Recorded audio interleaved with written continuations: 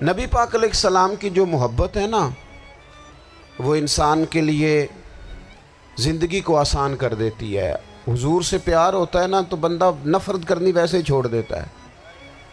حضور سے پیار کرتا ہے، ہرس ہوس لالچ ویسے ہی نکل جاتا ہے۔ جب حضور سے محبت ہو جاتی ہے، نماز پڑھنا، درگزر کرنا، درود شریف پڑھنا، قرآن پاک پڑھنا، دین کی خدمت کرنا، حتیٰ کہ جان دینا بھی آسان ہو جاتا ہے۔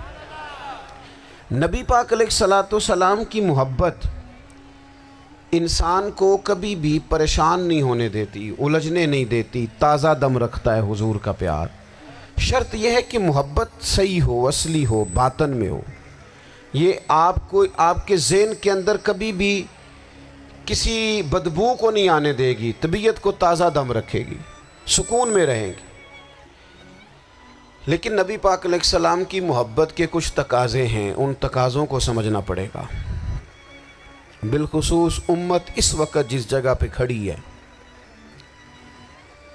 آپ دیکھیں کہ اتنی بربریت اور اس جیتے جاگتے دیکھتے ماحول میں کہ جس میں ہر چیز کیمرے کی آنکھ دیکھ رہی ہے، اس میں اس قدر زیادہ اسرائیل کی جارحیت، اس کے جواب میں دو تین تازیانے ہیں وہ سمجھنے والے۔ ایک ہے کہ میں کوئی جذباتی بات کروں گا، آپ اس کی تائید کر دیں گے۔ ایک ہے کہ پہلوؤں پر غور کرنے کا وقت ہے کہ اتنے کٹھن ماحول میں بھی اگر مسلم امہ کے لیڈر بیدار نہیں ہو رہے تو آپ کو پس منظر سمجھنا پڑے گا کہ ہم نے نبی پاک کی محبت کے تقاضوں کو نہیں سمجھا۔ حضور سے محبت ہے نا تو پھر نبی پاک کو تو سادہ طرز زندگی پسند ہے، حضور کو تو پسند نہیں ہے۔ اللہ کے محبوب نے تو دعا مانگ کے فقیری لی اللہ تعالیٰ سے۔ آپ کو پتہ ہے جب بندہ بہت زیادہ آسانیوں میں چلا جاتا ہے، بہت زیادہ اس کے پاس سہولیات ہو جاتی ہے، اس کا مرنے کو دل نہیں کرتا۔ خود نبی پاک علیہ السلام نے فرمایا قیامت کے قریب کافر تم پر جھپٹیں گے جس طرح بھوکے لوگ کھانے پر جھپٹتے ہیں۔ حضور کیوں، ہم تھوڑے ہوں گے؟ فرمایا نہیں، تمہیں دنیا سے محبت ہو جائے گی اور موت تمہیں بری لگے گی۔ اتنے بڑے بڑے بنگلے، عالی شان محلات، کس کا چھوڑ کے مرنے کو جی چاہتا ہے معاذ اللہ۔ نبی پاک کی محبت کا تقاضا سمجھو، ایسا نہیں کہ وہاں دولت آئی نہیں۔ حضور تو فرماتے ہیں کہ اللہ نے خزانوں کی کنجیاں میرے ہاتھ میں رکھ دی ہیں، لیکن میں نے عرض کیا مالک ایک وقت روٹی دینا اور ایک وقت کا فاقہ دینا۔ کنجیاں خزانوں کی اللہ نے دی۔ جب تک آپ اپنا طرز زندگی، یہ جو بہت دنیا کا پیار ہے نا، بہت زیادہ مرنے کی ہرس، یہ بہت زیادہ جینے کی ہرس، تو اللہ تعالیٰ نے قرآن پاک میں یہودیوں کا طریقہ بیان کیا کہ وہ کبھی مرنے کی تمنا نہیں کریں گے کیونکہ جینے کی ہرس رکھتے ہیں۔ نبی پاک علیہ السلام کے غلاموں، طرز زندگی جب تک سادہ نہیں ہوتا اور جب تک یہ دنیا کے جھمیلوں سے کسی کو دولت دے کر پیچھے کر دیا جاتا ہے، کسی کو عہدہ دے کر چپ کرا دیا جاتا ہے، کسی کو اقتدار دے کر چپ کرا دیا جاتا ہے، رسول اللہ صلی اللہ علیہ وسلم کے سچے غلام ان ایک بات کی سمجھ آ گئی تھی کہ ہمیں ہمارے رب نے کہا ہے قُلْ إِن كُنتُمْ تُحِبُّونَ اللَّهَ فَاتَّبِعُونِي يُحْبِبْكُمُ اللَّهُ۔ اے محبوب آپ ان سے فرما دیں اگر رب سے محبت کرنا چاہتے ہیں تو آپ کی پیروی کریں، اللہ خود ان سے محبت فرمائے گا جب رب بھی ان کا ہو جائے گا، جب رب بھی ان کا کی محمد سے وفاتوں نے تو ہم یہ جہاں چیز ہے کیا، یہ لوح و قلم تیرے ہیں، اس کا کیا مطلب ہوا؟ لوح و قلم، قلم لکھتی ہے نا تقدیریں، مقدر فیصلے، تو لوح و قلم تیرے ہیں، اس کا مطلب یہ ہے کہ پھر رب کریم تیرے اوپر فضل کرے گا، اور وہ جن فیصلوں کی امت کو دیانت سے چاہت ہے اللہ اپنے فضل سے وہ فیصلے فرمائے گا۔ جب تک زندگی حضور کی غلامی کی طرف نہیں جاتی وہ اللہ تعالیٰ کی تائید نہیں پاتی۔ حضرت عبداللہ ابن حذافہ رضی اللہ تعالیٰ عنہ کو رومیوں نے قید کر لیا تھا، اور جب رومی آپ کو قید کر رہے تھے، پکڑ رہے تھے، جنگ میں کچھ موڑ ایسا آ گیا کہ بظاہر مسلمانوں کے قدم پیچھے ہٹ رہے تھے، تو 1000 آدمی نے، 100 آدمی نے مل کے آپ کے گرد گھیرا ڈالا اور بڑی مشکل سے آپ کو گرفتار کیا۔ جب بادشاہ کے سامنے لے گئے نا، تو بادشاہ سے اس کا سپہ سالار کہنے لگا کہ بندہ ضائع کرنے والا نہیں، یہ بات سمجھیں آپ، ہماری طبیعت کے مطابق جو بندہ پورا نہیں اترتا ہم ضائع کر دیتے ہیں۔ حالانکہ اگر آپ کو مخالف صف میں بندہ کام کا نظر آئے تو آپ غور فرمائیں کہ یہ ہمارے قافلہ محبت میں کیسے شامل ہو سکتا ہے، اس کے لیے جد و جہد کریں تاکہ اس سے کام لیا جا سکے۔ اس نے کہا، روم کے بادشاہ نے، بندہ ضائع کرنے والا نہیں۔ وزیر نے کہا بادشاہ سے، اس نے کہا کیا کریں؟ کچھ ایسا کریں کہ یہ معاذ اللہ ہمارے دین میں آ جائے۔ اور قرآن مجید نے واضح کہہ دیا ہے کہ یہودی اور عیسائی تم سے راضی نہیں ہو سکتے حتی تتبع ملتہم، جب تک کہ تم ان کے دین کی پیروی نہ کرو، ان کو کسی طریقے سے معاذ اللہ عیسائی بنایا جائے۔ تو بادشاہ کہنے لگا 2-3 چیزیں ہیں جس سے کوئی بندہ بھی خریدا جا سکتا ہے، کر لیتے ہیں بات۔ اس نے سب سے پہلے حضرت عبداللہ ابن حذافہ سے کہا کہ جتنے پیسے آپ کہیں گے آپ کو ملیں گے، آپ اس دین میں آ جائیں معاذ اللہ۔ تو حضرت عبداللہ ابن حذافہ نا، کچھ لوگ بڑے سیانے ہوتے ہیں، بردبار ہوتے ہیں، بعض باتوں پر غصہ نہیں کرتے، ہنستے ہیں۔ حضرت عبداللہ ابن حذافہ ہنس پڑے، فرمانے لگے تجھے کس نے بادشاہ بنایا؟ تو بڑا بیوقوف آدمی ہے۔ اس نے کہا کیا مطلب؟ فرمانے لگے نادان، میں تو تلوار لے کے میدان میں آیا ہوں، مجھے دولت کمانی ہوتی میں تجارت کرتا، میں تجارت نہیں کر رہا، میں تو شہادت کے لیے نکلا ہوا ہوں، اور تو مجھے کہہ رہا ہے پیسے لے لے، کو عقل کی بات کر۔ اس نے دوسری بات کی، اس نے کہا کہ میں بادشاہ ہوں، میرے نیچے جتنے بھی عہدے ہیں، وزیر، مشیر، وزیر خزانہ، جو آپ عہدہ کہیں گے آپ کو دے دیا جائے گا، آپ اس طرف آ جائیں۔ تو حضرت عبداللہ ابن حذافہ کہنے لگے پھر کہتا ہوں تو بڑا نادان ہے۔ فرمانے لگے میں حضور کا صحابی ہوں، اور صحابی ہونے سے بڑا عہدہ دنیا میں ہے ہی کوئی نہیں۔ صحابہ وہ صحابہ جن کی ہر صبح عید ہوتی تھی، خدا کا قرب حاصل تھا، نبی کی دید ہوتی تھی۔ کہا تو مجھے لالچ دے رہا ہے۔ اب انہوں نے ایک نئی چال چلی۔ وزیر کہنے لگا کہ میں ایک اور طرح سے معاذ اللہ کوشش کرتا ہوں پگھلا دینے کی۔ آپ اندر کمرے میں قید تھے تو وہاں ایک خاتون کو بنا سنوار کر بھیج دیا گیا۔ دوستو یاد رکھنا، تگڑا اور مضبوط جوان پتہ کون ہوتا ہے؟ جس کی نظریں پوری طرح اس کے کنٹرول میں ہوں، یہ علامت جوانی ہے۔ جس آدمی کا پوری طرح، 2 لوگ دنیا میں کبھی کوئی کارنامہ سر انجام نہیں دے سکتے، ایک جو حرام کھاتا ہو، ایک جس کی نظر ناپاک ہو۔ محمد بن قاسم جب یہاں آئے تھے نا، تو ایک دن بڑے پریشان تھے، تو ایک بزرگ کہنے لگے آپ کیوں پریشان ہیں؟ کہنے لگے راجہ دہر سے مقابلہ ہے، اور ہماری فوج تو سندھ کے رستے بھی نہیں جانتی، زبان بھی نہیں جانتی، لڑیں گے کیسے؟ 2-4 دن کے بعد ان بزرگوں کی دوبارہ محمد بن قاسم سے ملاقات ہوئی تو بڑے خوش تھے۔ کہا اب آپ کیوں خوش ہیں؟ کہنے لگے وہ میرا مقابلہ نہیں کر سکتا، میں نے تحقیق کر لی ہے۔ کہا کیوں؟ کہنے لگے نظر کا گندہ ہے، اور جو نظر کے گندے ہوتے ہیں وہ میدانوں میں ٹھہرا نہیں کرتے۔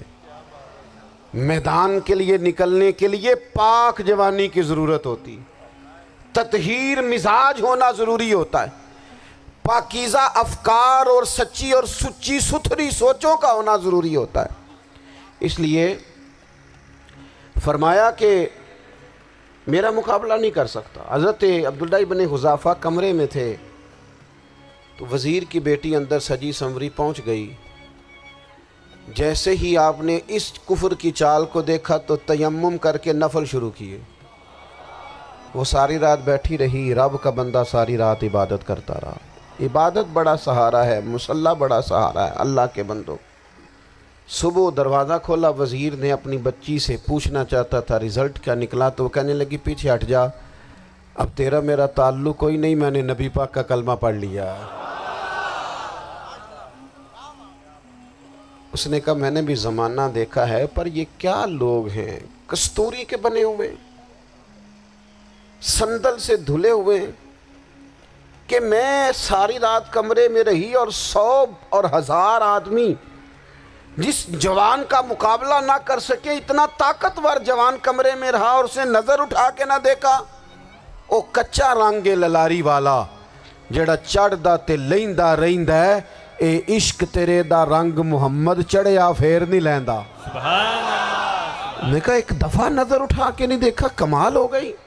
اتنے بڑے لوگ، اتنی بڑی سعادت مندی، فیروز بختی، معاملہ فہمی، حد ہو گئی۔ اللہ اکبر۔ دوستو، بادشاہ جب پوری طرح ہار گیا نا، اس نے کہا مار دو۔ تیل گرم کیا ایک کڑاہی میں، اور جب آپ کو اس میں ڈالنے لگے تو آپ کی آنکھوں میں آنسو آ گئے۔ بادشاہ کا خیال ہوا شاید نرم ہو گئے ہیں، کہنے لگا روئے کیوں؟ فرمانے لگے سوچتا ہوں جان ہی ایک ہے، کتنا مزہ ہے اس کی راہ میں جان دینے کا، کتنی لذت ہے اس کے نام پر مرنے میں، کتنا لطف ہے۔ جے تو چڑھیا اتے دار بھی نہیں تے جے تو وکیا عشق بازار بھی نہیں، تے ایڈا سستا سودا پیار بھی نہیں، تے ایڈا سستا لبدا یار بھی نہیں۔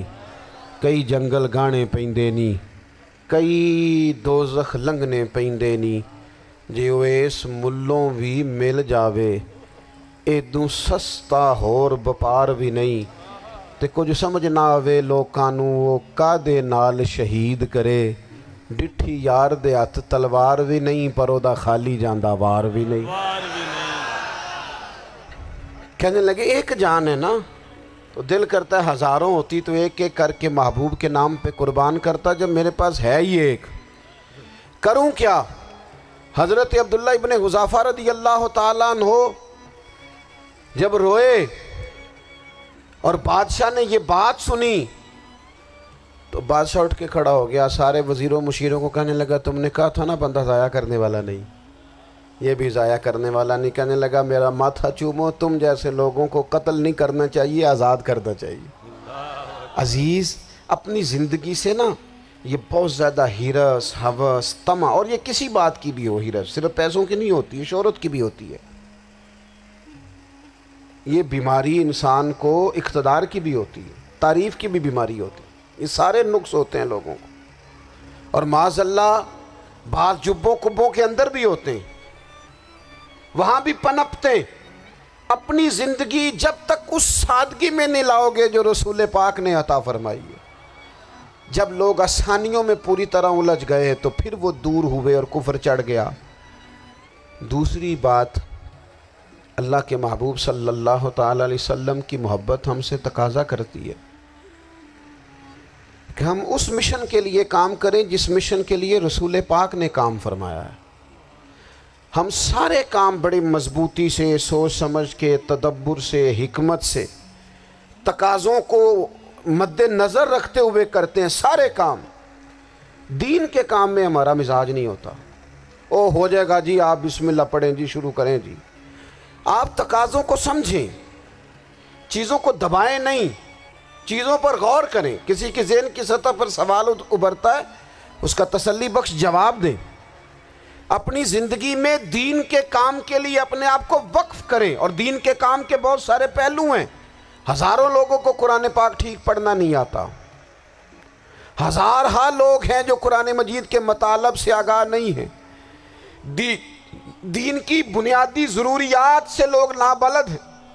میں آپ کو کس طرح یہ بات سمجھاؤں کہ ہزاروں کی تعداد میں طلاقیں اس لیے ہوتی ہیں کہ مردوں کو طلاق کے مسئلے نہیں آتے، انہیں پتہ نہیں ہے کہ مجھے حقوق زوجین کے معاملے میں کیسے چلنا ہے۔ ڈھیر سارے گھروں میں تباہی اس لیے ہے کہ تربیت اولاد کا دینی منہج ہمیں نہیں پتہ۔ اپنا حصہ ملائیں دین کے کام میں۔ ایک آدمی کو اگر تو نمازی کرنے میں کامیاب ہو گیا، تیری زندگی بدل گئی۔ وہ دین بیزار لوگ جو ہمارے بیچ بیٹھ کے ہماری نوجوان نسل کو پگڑی اور داڑھی کا نام لے کے بنیادی طور پر دین سے دور کرتے ہیں، ایسے نوجوانوں کو دین کا پیغام محبت دے کر دین کے قریب کرنا ہماری ڈیوٹیوں کا حصہ ہے۔ ہمیں ذمہ داری کا احساس کرنا پڑے گا، ہمیں یہ خاص قدم اٹھانا پڑے گا، توجہ دینی پڑے گی۔ مساجد، مدارس، میں آپ سے عرض کروں اتنی ڈٹ کے مخالفت ہوتی ہے نا مدرسوں کی، اتنی ڈٹ کے۔ میں ادارہ چلاتا ہوں، اس کے چلانے میں جو مشکلات ہیں وہ تو ہم بتا نہیں سکتے آپ کو، اس لیے کہ میری قوم، میرا اس قوم سے تعلق ہے جو نعت خواں امیر کرنا چاہتی ہے، مدرسے نہیں۔ ہاں نقیب خطیب پیدا کرنا چاہتی ہے، شعر و شاعری کی زندگی کو پروان چڑھانا چاہتی ہے۔ فقط ہمارا ان لوگوں سے تعلق ہے جو لاکھوں کروڑوں روپیہ محافل پہ لگائیں گے، اور قاری صاحب بیچارے اگر مسجد کا کوئی ہونے والا کام کسی وقت بتا دیں گے تو وہ بڑی مشکل آ جائے گی ان کے لیے۔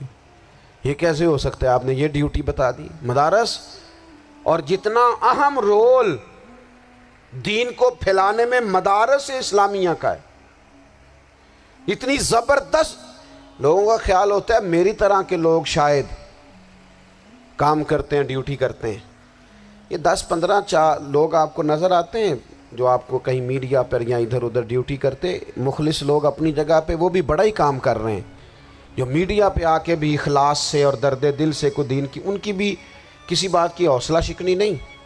لیکن ہزارہا اساتذہ جو مدارس میں بیٹھ کے پڑھاتے ہیں، جنہوں نے وہ سارے لوگ تیار، آپ سمجھ نہیں سکتے کتنا بڑا کام۔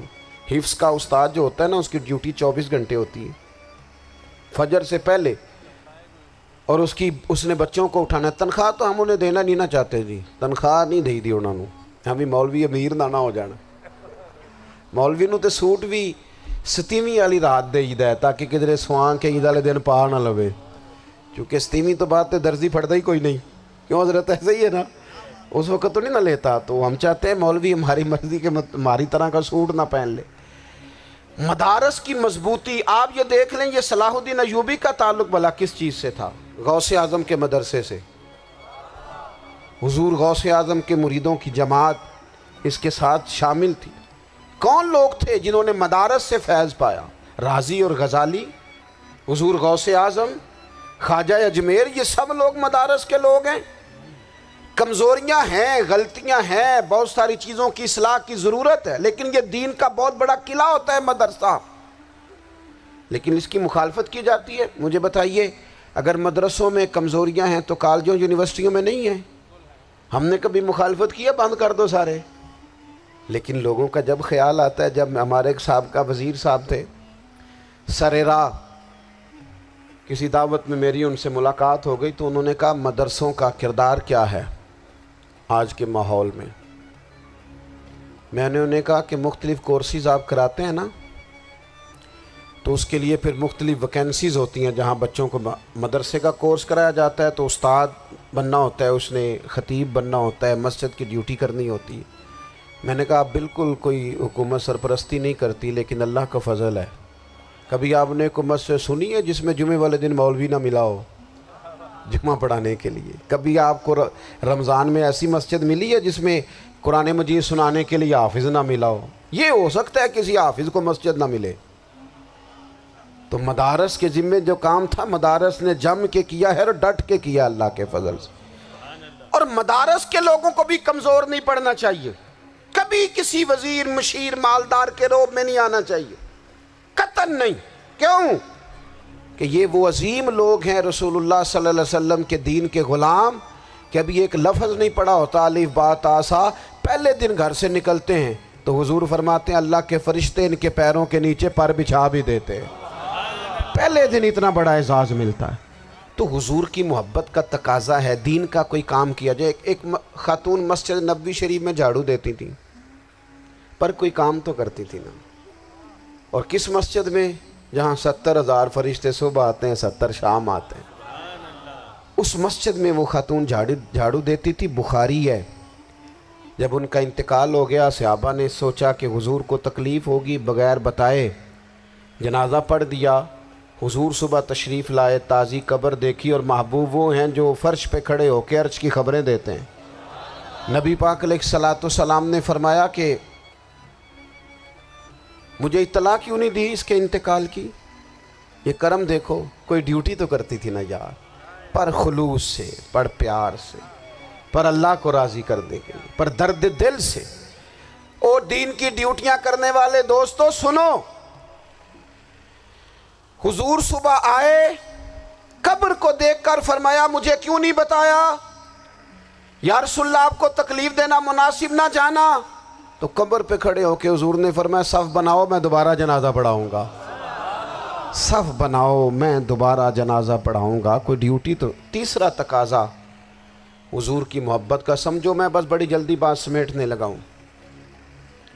حضور کی امت سے پیار کرو، یہ نبی پاک کی محبت کا تقاضا ہے۔ حضور اس بندے سے بڑے راضی ہوتے ہیں جو حضور کی امت سے پیار کرتا ہے۔ آپ کو پتہ ہے حضرت جبریل امین علیہ السلام نے معراج کی رات حضور علیہ السلام سے عرض کی تھی کہ اللہ کی بارگاہ میں عرض کیجئے گا میری بھی ڈیوٹی لگ جائے آپ کی امت کے ساتھ محبت کرنے پر۔ تو یہ کیوں کہا تھا انہوں نے؟ علماء نے لکھا اس لیے کہا تھا کہ حضرت جبریل بھی جانتے ہیں کہ حضور کی امت سے محبت کی بات کی جائے نا تو نبی پاک راضی ہوتے ہیں۔ امت سے پیار کرو گے نا، امت سے ایک صرف بات کا خیال رکھنا، عقیدہ برا ہو تو بات دوسری ہے، ورنہ میرے محبوب کی امت کا ایک ایک شخص جو مدینے والے کا کلمہ پڑھتا ہے، جو حضور کا غلام ہے، اس کے بارے میں اپنے دل میں گنجائش رکھنا، پیار رکھنا، وارفتگی رکھنا۔ اور دوستو یہاں لوگ کس کس طرح گروہوں کو، جماعتوں کو سپورٹ کرتے ہیں۔ نبی پاک نے اس امت کی کثرت پر فخر بیان کیا اور حضور فرمانے لگے 120 صفیں جنتیوں کی ہوں گی، قیامت میں 80 صفیں صرف میری امت کی ہوں گی۔ میں کثرت امت پر فخر کروں گا۔ ان لوگوں سے پیار کرنا ہے، ان کے دکھ درد کو سمجھنا ہے۔ پتہ ہے آج کیا ہوتا ہے؟ آج ہمیں نا مختلف چھوٹے چھوٹے ملکوں میں بانٹ دیا گیا، تو ہم کسی دوسرے مسلمان بھائی کا درد نہیں محسوس کرتے، ہم گھروں میں نہیں محسوس کرتے۔ پڑوسی پر ظلم ہو رہا ہو تو ہم کہنے پتر ساڈا نہیں مسئلہ، یہودا مسئلہ ہے، تینوں کی لگے۔ حالانکہ پڑوسی کی آگ اس لیے بھی کسی وقت بجھا دینی چاہیے کہ پڑوسی کی نہ بجھائی جائے تو اپنا گھر بھی زاد میں آ جاتا۔ آج امت مسلمہ سے ہمیں بس لگا دیا گیا اپنے حصے کی روٹی کماؤ، اپنے حصے کی کوٹھی بناؤ، اپنے حصے کی گاڑی خریدو، اپنے حصے کا کام کرو۔ امت کا درد، امت کی بات، وحدت امت کا تصور، امت کا دوبارہ سے وہ شان ارسل رسولہ بالہدی ودین الحق لیظہرہ علی الدین کلہ، وہ تصور کب ہوگا؟ اس وقت ہوگا جب ہم بات امت کی کریں گے۔ نبی پاک علیہ السلام نے فرمایا مسلمان کی مثال ایک جسم کی طرح ہے، جسم کے ایک حصے کو تکلیف ہو تو سارا آزمائش میں آ جاتا ہے۔ مجھے بتاؤ یہ انگلی درد کرتی ہو، یہ انگلی جسم کا حصہ ہے نا، تو میرا خیال ہے دماغ یہ کہہ دے گا کہ انگلی کی درد ہے نا مینوں کی لگے، دل کہہ دے گا کوئی نہیں ٹینشن لینے، انگلی کا مسئلہ ہے نا۔ ایسا نہیں ہوتا، بلکہ جب انگلی میں درد ہوتی ہے تو دماغ منصوبہ بندی کرتا ہے کہ اس کا علاج کیسے ہو سکتا ہے، دل پریشان ہوتا ہے، پیر چل کے جاتے ہیں، ہاتھ وہ دوائی وصول کرتے ہیں، دانت اسے چبا کر، حلق اسے نگل کر، معدہ اسے ذخیرہ کر کے جسم میں پھیلاتا ہے، پھر جا کے انگلی شفا پذیر ہوتی ہے۔ ایک حصے کو درد ہو تو سارا حصہ کام پہ لگ جاتا ہے۔ اسرائیل اگر تکلیف دے رہا ہے فلسطینیوں کو تو ہونا چاہیے تھا نا بعض مسلمان حکمرانوں کو نیند نہ آتی، وہ درد دل محسوس کرتے، ہونا چاہیے تھا نا کہ بعض لوگ یہاں ہم کیا کرتے ہیں بھلا بیٹھ کے، اب تو مجھے بعض چیزوں سے کوفت بھی ہونے لگا، ہم دیتے ہیں بیان، مذمت۔ آپ کے بیان دینے سے کیا ہوگا؟ فلانے نے بھی بیان دے دیا، فلانے نے بھی کلپ دے دیا، یہ کیا کر رہے ہیں؟ یہ تو آپ زندہ رہنا چاہتے ہیں۔ وہ جس طرح آج کل ہمارے ہاں بہت ساری چونکہ جماعتیں ہیں تو کشمیر ڈے آتا ہے نا تو مل کے ریلی نہیں نکالی جا سکتی، سوال نہیں پیدا ہوتا، کیونکہ ہمیں جماعتوں کو زندہ رکھنا ہے۔ اس جماعت کی خبر الگ لگنی چاہیے، اس جماعت کی خبر الگ، تو ایسے کوئی انقلاب آئے گا؟ یاد رکھنا امت کو پوری کو ایک طاقتور آواز بننا پڑے گا، ہمیں تھوڑا تھوڑا اوپر اٹھ کے سوچنا پڑے گا۔ خدا را اللہ تعالیٰ مجھے معاف کرے اگر کوئی بات میں ستی کر رہا ہوں، دل کی گہرائی سے عرض کرتا ہوں اب تو بڑا سخت وقت آ گیا۔ اب چونکہ اب تو کیمرے کی آنکھ آئی ہے تو وہ زخمی بچے دیکھے نہیں جاتے، وہ تڑپتی مائیں دیکھی نہیں جاتی، وہ سسکتی اور آواز دیتی بیٹیاں سنی نہیں جاتی۔ وہ آوازیں ایسی ہیں جیسے وہ رات کے سناٹوں میں چیخیں بن کے لوگوں کو جگایا کریں گی۔ خدا را کچھ جرم ایسے ہوتے ہیں جن کی سزائیں بڑی سخت ہوتی ہیں، جن کی معافی بڑی مشکل سے ہوتی۔ اپنے اندر جذبہ ایمانی پیدا کریں۔ اور میرے دوستو، بستر پر بھی تو لوگ ماری جایا کرتے ہیں نا۔ اپنی زندگی رسول اللہ صلی اللہ علیہ وسلم کے دین کے نام کرو۔ جذبہ جہاد، شوق شہادت اور عشق رسول، یہ عناصر ہیں جو امت مسلمہ کو پیروں پر کھڑا کریں گے۔ 2 منٹ کے لیے سوچو، امت اگر اسی طرح کٹتی رہی، پریشان رہی، دکھتی رہی اور باری باری کر کے، اقبال نے کیا کہا تھا؟ اس نے کہا تھا وطنوں میں، انہوں نے کہا تھا کہ ان تازہ خداؤں میں بڑا سب سے وطن ہے، جو پیرہن اس کا ہے وہ مذہب کا کفن ہے۔ تو اقبال ہم کیا کریں؟ کہنے لگے بازو تیرا توحید کی قوت سے قوی ہے، اسلام تیرا دیس ہے، کیونکہ تو مصطفی ہے۔ تو بحیثیت مسلمان سوچنا شروع کر، بحیثیت مسلمان، اور یوں تو سید بھی ہو، مرزا بھی ہو، افغان بھی ہو، تم سبھی کچھ ہو، بتاؤ کہ مسلمان بھی ہو۔ تمہارے اندر کہیں سے کوئی مومن بھی بولتا ہے کہ نہیں؟ علاقائی تعصبات اور ملکی سرحدوں میں قید ہو جانے والوں، تم ایک نبی کی امت ہو۔ کیوں نہیں سمجھتے کہ جب کشمیر کی بیٹی روتی ہے تو مدینے والے محبوب پاک علیہ السلام کی امت کی بیٹی روتی ہے، جب فلسطین کی بیٹی روتی ہے تو امت کی بیٹیاں روتی۔ خدا را کچھ درد دل اپنی طبیعت میں پیدا کریں۔ میں حکمرانوں کی بات نہیں کرتا، میں تو عام لوگوں سے ایسے تبصرے سنتا ہوں جو نہیں کرنے چاہیے۔ اور نہیں جی نہیں، دوسرا رخ بھی دیکھو، عام آدمی اٹھ کے، عام لوگ بھی یہ خطرناک سوچیں اور ان سے خوفناک نتائج برآمد ہوں گے۔ تو 3 باتیں میں نے آپ کی خدمت میں عرض کی ہیں۔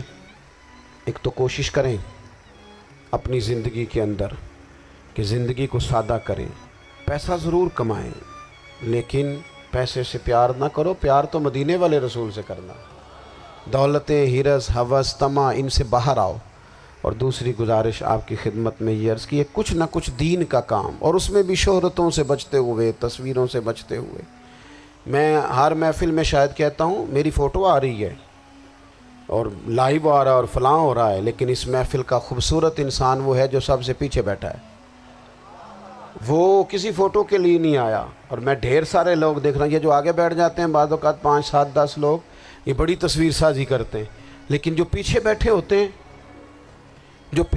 ہوتے ہیں، ان کی کوئی فوٹو نہیں آتی۔ اور میں نے بہت سارے لوگوں کو دیکھا ہے کبھی موبائل کو ہاتھ بھی نہیں لگاتے، لیکن جن کے لیے آئے ہیں انہیں تو پتہ ہے نا کون کون آیا ہے۔ اور کچھ دین کے لیے کریں۔ اور تیسری گزارش آپ کی خدمت میں یہ ہے کہ امت بن کر بھی ضرور سوچیں اور امت کے دکھوں کا مداوع بھی کریں، اور امت مسلمہ کا درد بھی اپنے سینے میں ضرور محسوس کریں۔ اللہ تعالی ہماری اس بزم کو۔ جی ایک بات اور سن لیں جی، نبی پاک علیہ الصلوۃ والسلام نے ارشاد فرمایا، لائیں جی، حضور سید عالم علیہ الصلوۃ والسلام نے ارشاد فرمایا کہ جب تک بندہ اللہ کے بندوں کی مدد میں رہتا ہے نا، اللہ بھی اس کی مدد کرتا رہتا ہے۔ یعنی اگر آپ امت کے لیے سوچتے ہیں، کوئی امت کے لیے فکر پیدا کرتے ہیں، کچھ امت کی سوچیں لاتے ہیں، تو اللہ بھی مدد فرمائے گا۔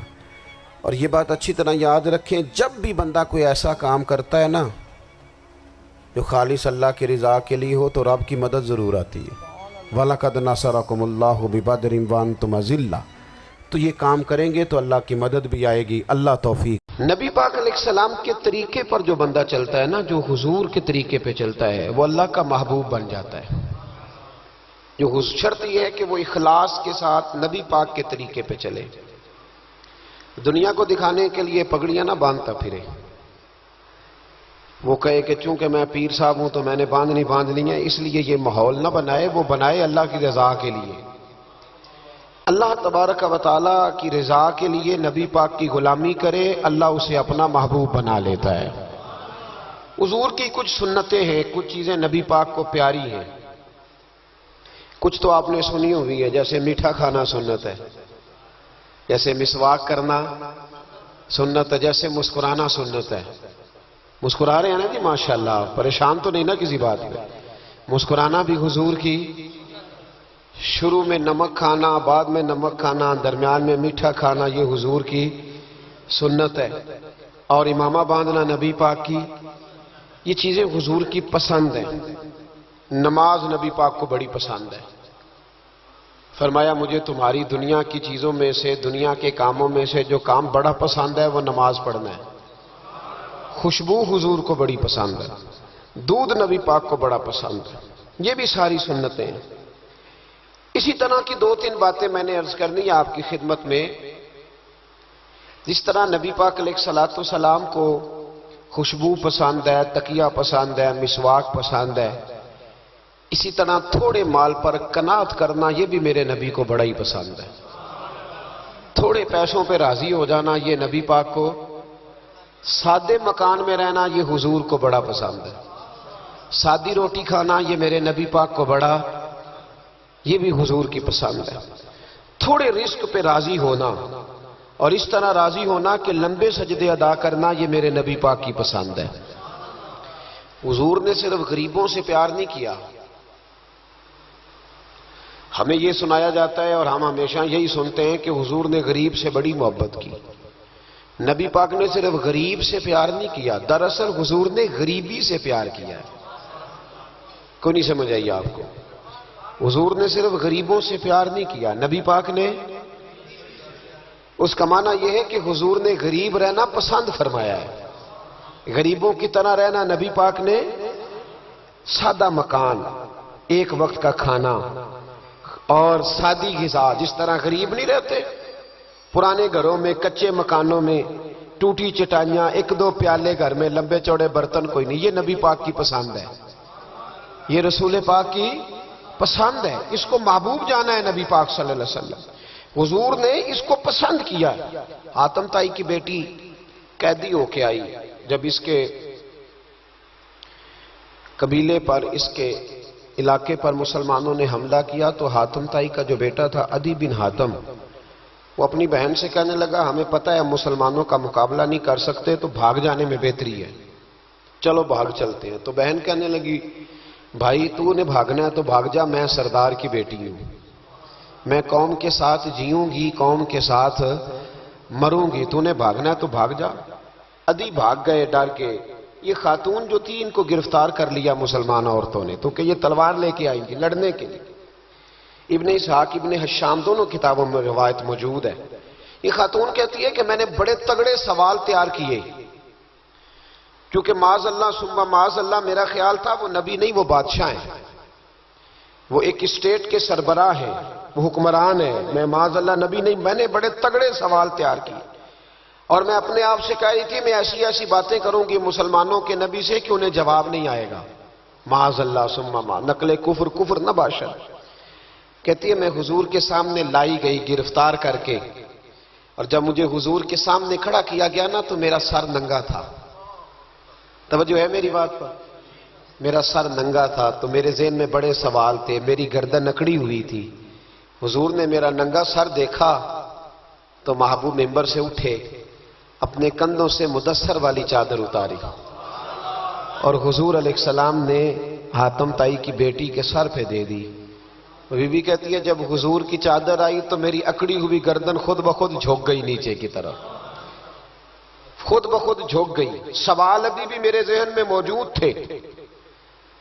اتنے میں ایک صحابی حضور کی بارگاہ میں آئے اور عرض کرنے لگے یا رسول اللہ صلی اللہ علیہ وسلم یہ کافر کی بیٹی ہے، مشرک نجس ہوتا ہے، تو میں اپنی چادر نہ دے دوں، آپ اپنی لے لیں، کافر کی بیٹی ہے۔ تو محبوب نے اس کی طرف جلال کی نظروں سے دیکھا، فرمایا خاموش ہو جا، بیٹیاں برابر ہوتی ہیں، تیاں سانجیاں ہوندیاں نے، بیٹیاں، بولیے جی پکی بات ہے، بزرگ چپ کر جائیں، نوجوان بولے، بیٹیاں، اللہ آپ کو خوش رکھے۔ تیاں سارے دیاں ہاں اگر تو کسی کے گھر گندی نظر ڈالے گا تو تیرا گھر بچ نہیں سکتا، پکی بات۔ یہ نقد و نقد سودا ہے، جس نے اپنا گھر پاک رکھنا ہے وہ دوسروں کے گھروں کا محافظ بنے، پکی بات۔ بیٹیاں خبردار خبردار، کسی کی بچی کی عزت سے کھیلنے کی کوشش نہ کرنا، ورنہ اللہ تبارک و تعالیٰ بڑی سخت سزا دیتا۔ بچو۔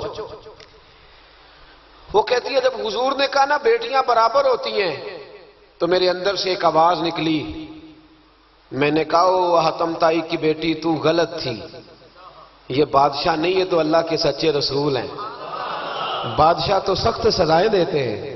کہتے ہیں حضور میرے قریب آئے اور آ کے کہنے لگے تو سردار کی بیٹی ہے، تیرے باپ میں اچھی خصلتیں پائی جاتی تھی، بتا تیرے ساتھ کیا معاملہ کروں، کیا معاملہ، یہ حضور کی پسند ہے، کیا معاملہ کروں؟ تو کہنے لگی میں چاہتی ہوں مجھے آزاد کر دے۔ کہتی مجھے امید نہیں تھی، حضور کہیں گے ٹھہر جا بیٹھ جا بات کرتے ہیں، مشاورت ہوتی ہے، پھر اس کے بعد کوئی فیصلہ ہوتا ہے۔ کہا آزاد کر دو۔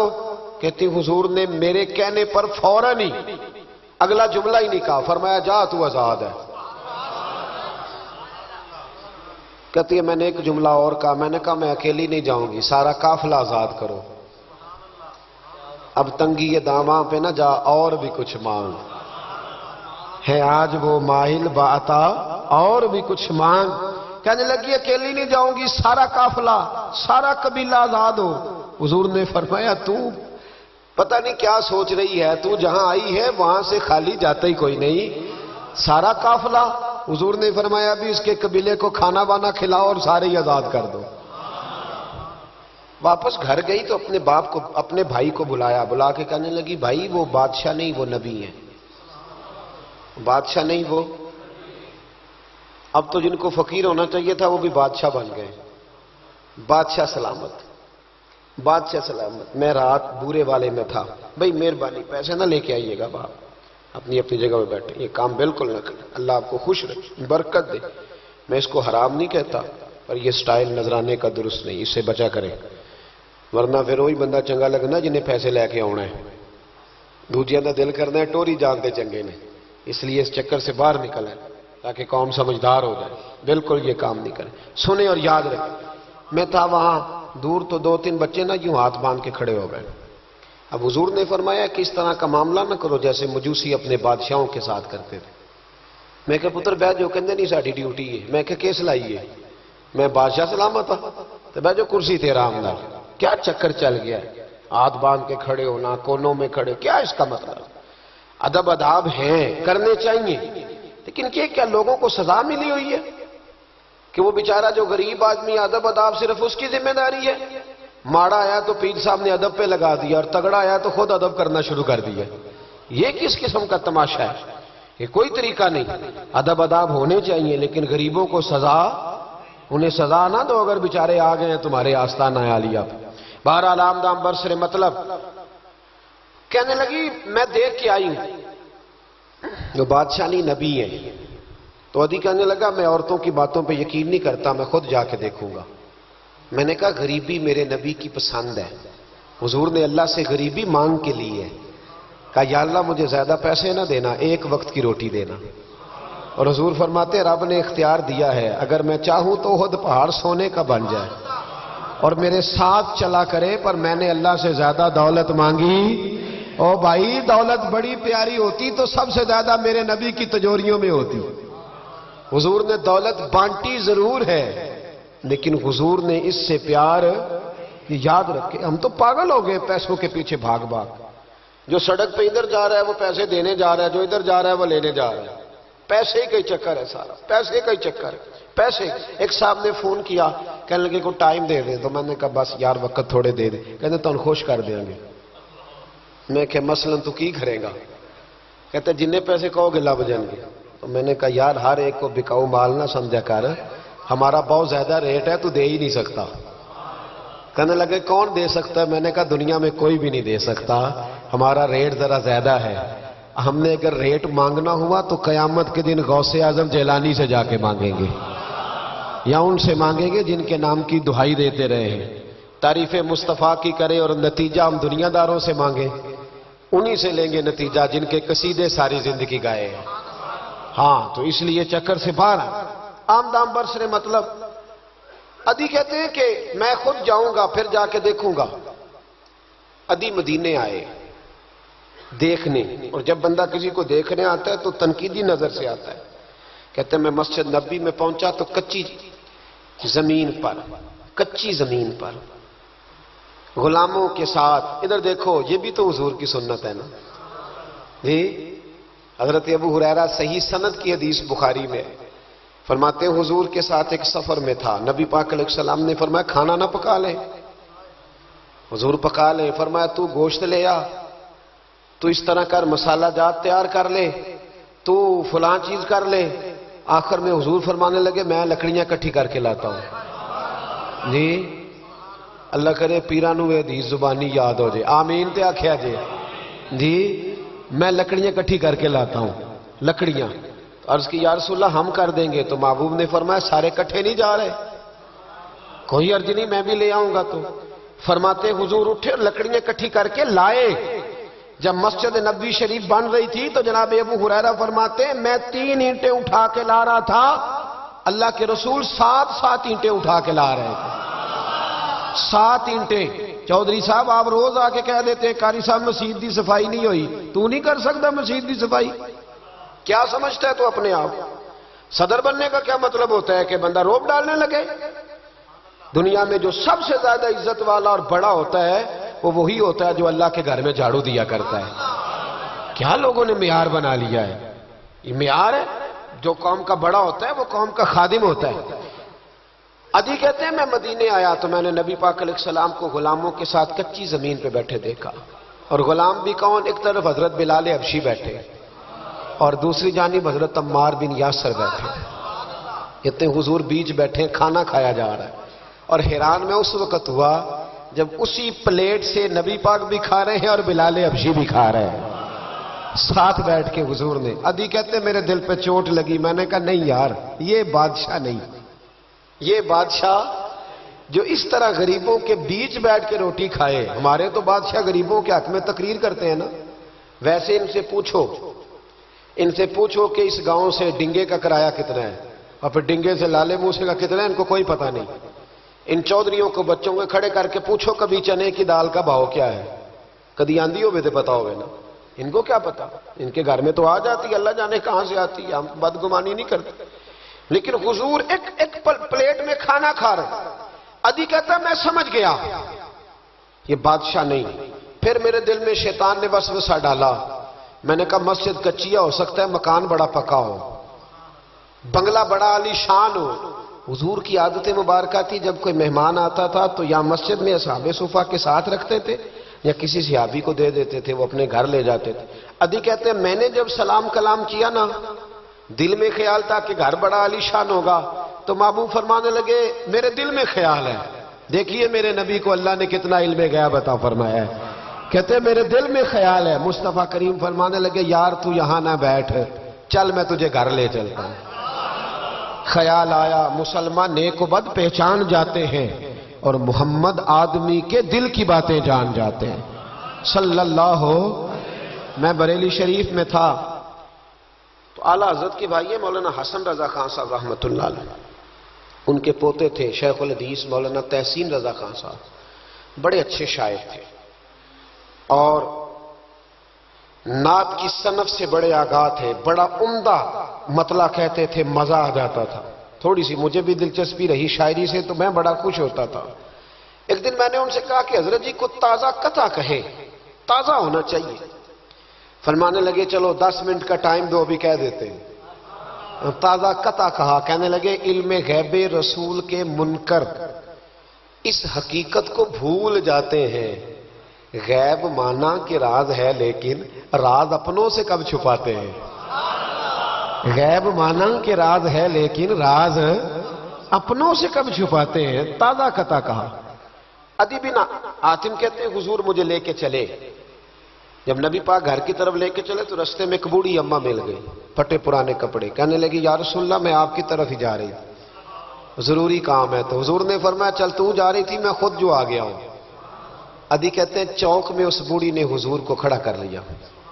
کبھی دیکھے آپ نے اپنا وزیر چوک میں کھڑا؟ آکو اسی تے ایم پی اے کدی نہیں دیکھیا، وزیر تو دور رہ گیا، چوک میں کھڑا کر لیا نبی پاک صلی اللہ علیہ وسلم، اور وہ بی بی اپنے دکھڑے سنانے لگی، کہتے قربان جاؤں وہ دیر تک باتیں کرتی رہی اور نبی پاک سنتے رہے۔ ادھی کہتے ہیں میرے دل پہ دوسری چوٹ لگی، میں نے کہا جو اس طرح غریبی سے پیار کرے وہ بادشاہ نہیں، وہ اللہ کے سچے رسول ہیں۔ حضور مجھے گھر لے گئے، جناب سیدہ طیبہ طاہرہ حضرت عائشہ صدیقہ رضی اللہ تعالی عنہا کے حجرے میں، اور حضور جب اندر لے گئے تو ایک چٹائی پڑی ہے کھجور کی چھال کی، وہ بھی پھٹی ہے دو جگہ سے، ایک مٹکا، دو پیالے، ایک تکیہ جس میں کھجور کی چھال بھری ہوئی ہے۔ کہتے حضور مجھے لے گئے، میں نے محبوب کا وہ مکان جنت نشان، میں نے وہ مکان دیکھا جہاں حضرت جبریل حاضری دینے آیا کرتے، میں نے وہ مکان دیکھا جس کے دروازے پہ 70 ہزار فرشتے ڈیوٹی کرتے، میں نے وہ مکان دیکھا۔ کہتے میں حیران ہو گیا۔ حضور مجھے بٹھا کے گئے دوسرے کمرے میں، اور وہاں سے حضور سرکہ لائے، کھجوریں لائے، تھوڑا سا کھانا لائے، کہتے میرے سامنے رکھا۔ اب میں نے اس کھانے کی سادگی کو بھی دیکھا، لگے جو مزدور شاہ ایسا، نہ دھن نہ دولت سربراہ ایسا، فلک نشیں کا زمین پہ گھر ہے، میرا پیغمبر عظیم تر ہے۔ کہتے حضور صلی اللہ علیہ وسلم نے کھانا دیا تو حضور کی وہ سادگی، ادھر دیکھیں اس بندے میں سادگی نہیں نہ ہوتی، اس میں اپنائیت نہیں ہوتی۔ آپ کو سمجھ آئے تب بھی ٹھیک ہے، نہ آئے تب بھی ٹھیک ہے، پر میں آپ کو بڑی بات سمجھا رہا ہوں۔ جس میں سادگی نہیں ہوتی اس میں اپنائیت، وہ تو دیکھتا ہے کہ اس کے کپڑے اس قابل ہے کہ نہیں، میرے سینے سے لگ بھی سکتا ہے کہ نہیں، اس میں اپنائیت۔ جو لوگ سادے نہیں ہوتے ان کے زیادہ رشتے نہیں ہوتے، ان کا لوگوں سے زیادہ پیار، اس لیے کہ وہ تو انتظار کرتے ہیں، کہتے ہیں میرے نال دی جتی پائے گا تو میرے نال ٹرے گا۔ جو سادے ہوتے نا، سادے جو لوگ غریب پرور ہوتے، ان کے رشتے بڑے پیار، بڑا محبتیں بڑی، زمانہ ان سے بڑا وابستہ ہو جاتا ہے، اس لیے کہ وہ لوگوں کے قریب آ جاتا ہے، وہ نیچے اتر کر لوگوں سے ملتے گلتے، وہ یہ نہیں دیکھتے میرا قد کتنا بڑا ہے، وہ یہ دیکھتے ہیں یار سامنے والے کا پیار مجھ سے کتنا ہے۔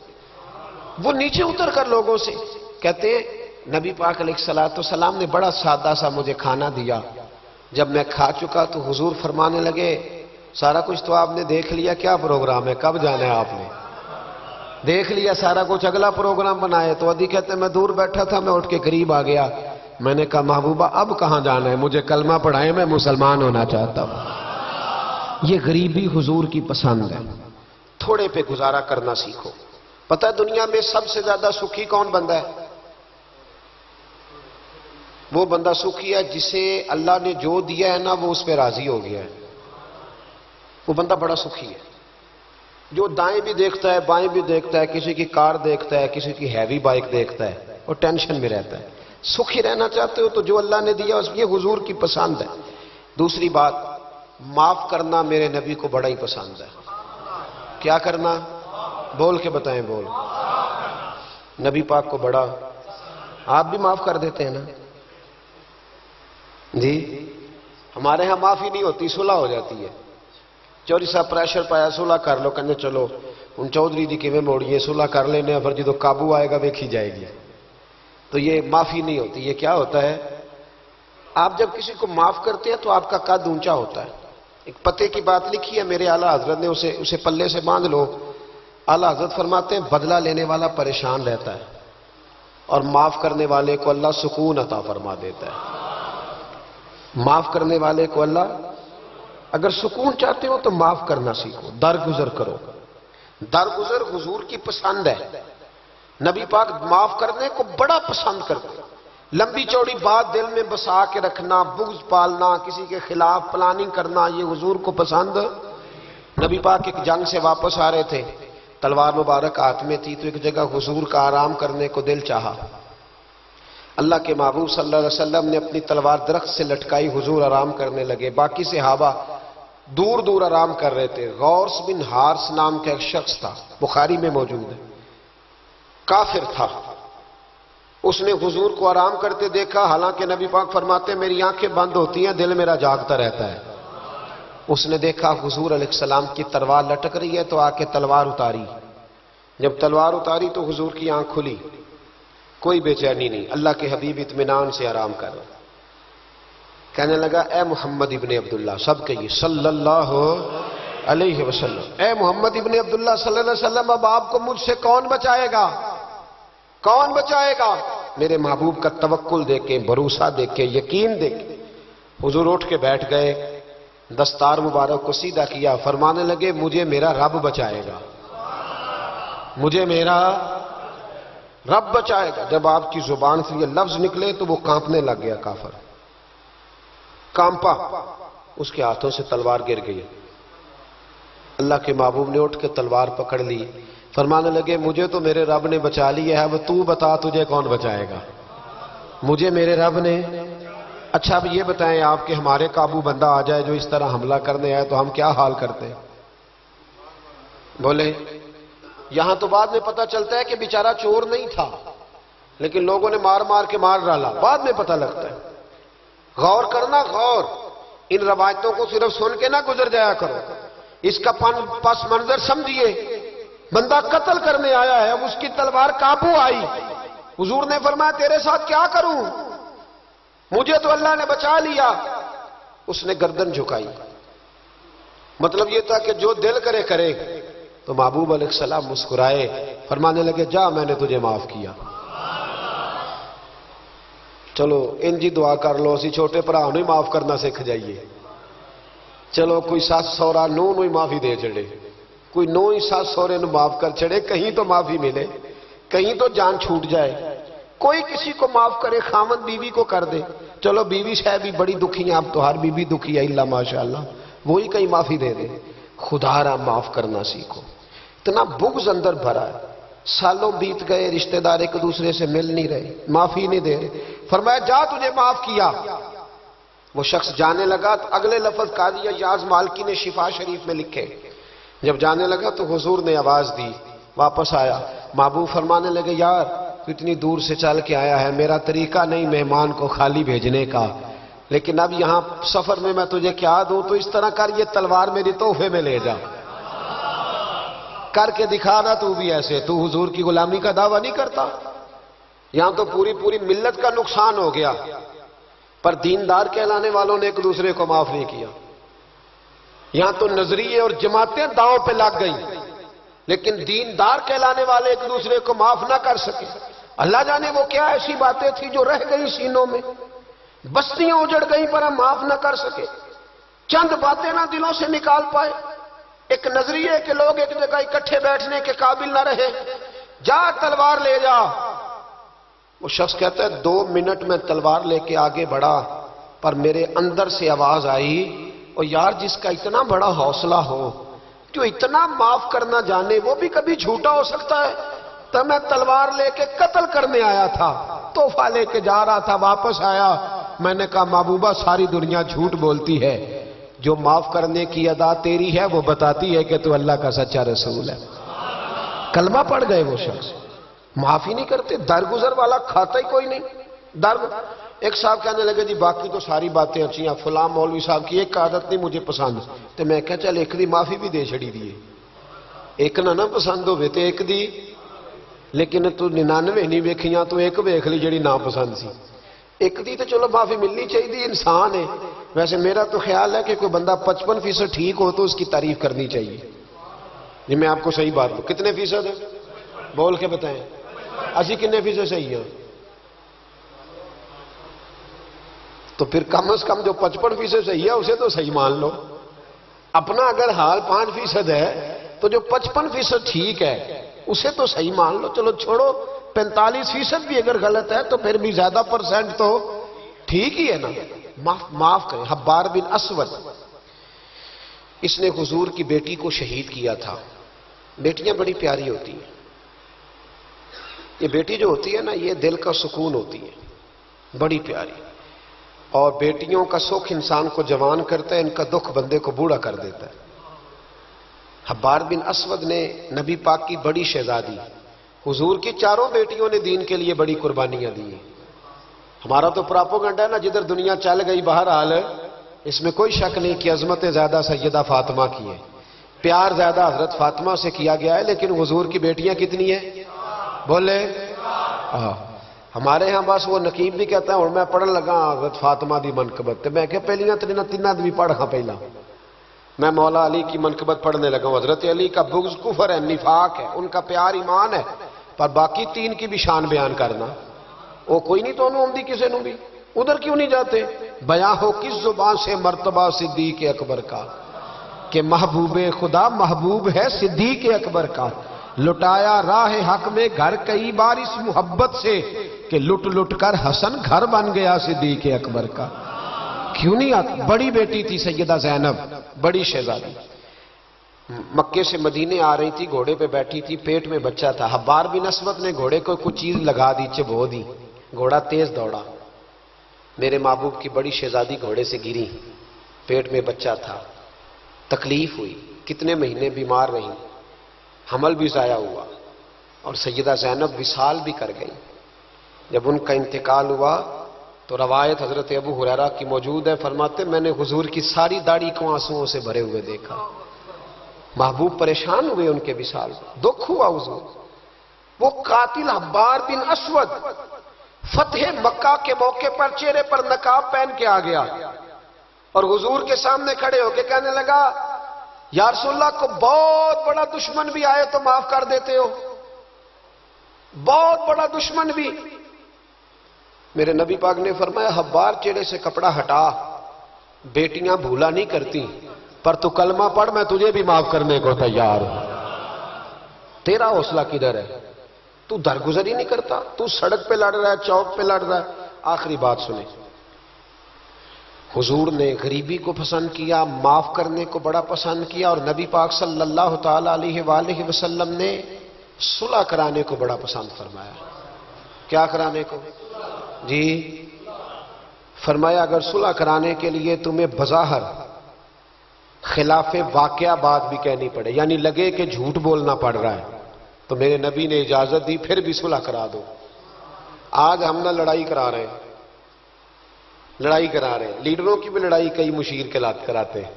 اس پر دلیل دوں گا، مشیر ناراض نہ ہو جائے پر دلیل دوں گا. مولا علی شیر خدا سے ایک شخص نے کہا حضور باقی تین خلفاء کے زمانے میں اتنی جنگ نہیں تھی جتنی آپ کے زمانے میں. تو آپ فرمانے لگے ان تینوں کا مشیر میں تھا، میرے مشیر تیرے جیسے ہیں، اس لیے یہ تباہی ہو رہی ہے. مہربانی فرمائیں، مشورہ صحیح دے. ہم ایک دوسرے کو اس طرح کی کہانیاں سناتے ہیں کہ دور کرتے ہیں. حضور نے پتہ ہے آپ کو بڑی مشہور حدیث ہے بخاری میں، نبی پاک صلی اللہ علیہ وسلم نے فرمایا اگر میں دیر سے آیا نا تو جماعت کرا لینا، انتظار نہ کرنا. یا رسول اللہ آپ جماعت چھوڑ کیوں رہے ہیں؟ فرمایا دو قبیلوں کی صلح کرانے جا رہا ہوں. حضور نے فرمایا جماعت میں میرا انتظار ہے. کہاں جا رہے تھے نبی پاک؟ بولے سن لو حدیث مسند امام احمد بن حنبل میں، فرمایا دو مسلمانوں کی صلح کرا دے، اللہ تجھے 2 حج اور 2 عمرے کا ثواب عطا فرمائے گا.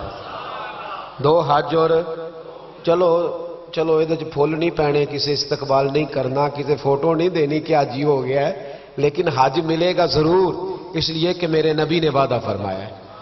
لوگوں کو قریب کرنے کا سبب بنے، قریب کریں، لڑائیاں نہ کرائیں، صلح کرائیں، مہربانی کریں، اتحاد کی بات کریں. ایک دوسرے اگر 2 بھائی آپس میں ناراض ہیں تو ان کے اندر قربتیں پیدا کریں، کہیں کہ ان کی صلح ہو، انہیں قریب کرائیں، ان کے ساتھ محبت کے رشتے قائم کرائیں. ہم لڑائی کرا کے لوگوں کو اپنے ساتھ سیٹ رکھنا چاہتے ہیں. کبھی سنتے نہیں آپ کہ مدینے سے جو لوگ آئے اور جو مکے سے جو لوگ مدینے آئے اور جو مدینے میں رہ گئے حضور نے بھائی بھائی بنا دیے. فرمایا بھائی بھائی بن جاؤ. حضور نے ایسے رشتے قائم کیے کہ وہ ساری زندگی قائم رہے. تو لوگوں کو لڑانے کا سبب کیوں بنتا ہے؟ لوگوں کو ملائیں، یہ حضور کی پسند ہے. 3 باتیں میں نے عرض کی ہیں. غریبی نبی پاک کی پسند ہے، معاف کرنا حضور کی، صلح کرانا نبی پاک کی. ان تینوں حضور کی سنتوں پر عمل کریں. ملے گا کیا؟ اللہ ہمیں اپنا محبوب بنا لے گا. جب ہم یہ کام کریں گے تو پھر رب ہم سے محبت فرمائے گا. انسان کی زندگی نفع بخش اس وقت ہوتی ہے جب وہ اللہ تعالیٰ کے احکامات پر عمل کرتا ہے. خوبصورت آدمی، پڑھا لکھا آدمی، سمجھدار آدمی، زمیندار آدمی، جائیداد والا، وہ کامیاب اس وقت ہوتا ہے جب وہ اللہ رسول کی بارگاہ میں مقبول ہوتا ہے. جل شانہ وصلی اللہ تعالی علیہ وسلم۔ اپنا اپنا معیار ہر انسان نے بنایا ہوتا ہے کامیابی کا۔ کچھ لوگوں کا خیال یہ ہوتا ہے کہ بچے میرے پڑھ گئے، اپنی اپنی جگہ پہ سیٹ ہو گئے، میں اب بڑے سکون میں ہوں۔ کچھ کی رائے یہ ہوتی ہے کہ میں نے سب بچے بچیوں کا بیاہ کر دیا ہے، گھر میرا بن گیا ہے، اب میں بڑے آرام میں ہوں، قرار میں ہوں، سکون میں ہوں۔ تو اپنی اپنی رائے ہوتی ہے، لیکن حقیقت وہ ہے، اصل وہ ہے جسے اللہ کے قرآن نے بیان کیا۔ اللہ کریم نے فرمایا والعصر، اے محبوب علیہ السلام ہمیں آپ کے زمانہ مبارکہ کی قسم ہو، ان الانسان لفی خسر، فرمایا بے شک انسان خسارے میں، نقصان میں۔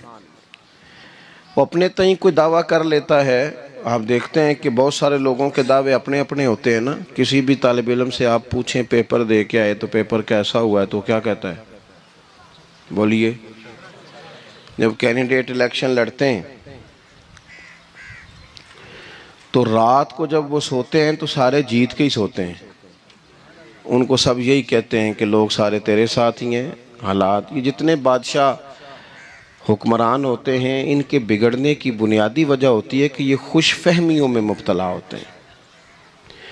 ہم میں سے بھی ڈھیر سارے لوگ ہیں جو خوش فہمیوں میں مبتلا ہیں۔ کچھ کہتے ہیں جناب ہماری نسبت بڑی تگڑی ہے۔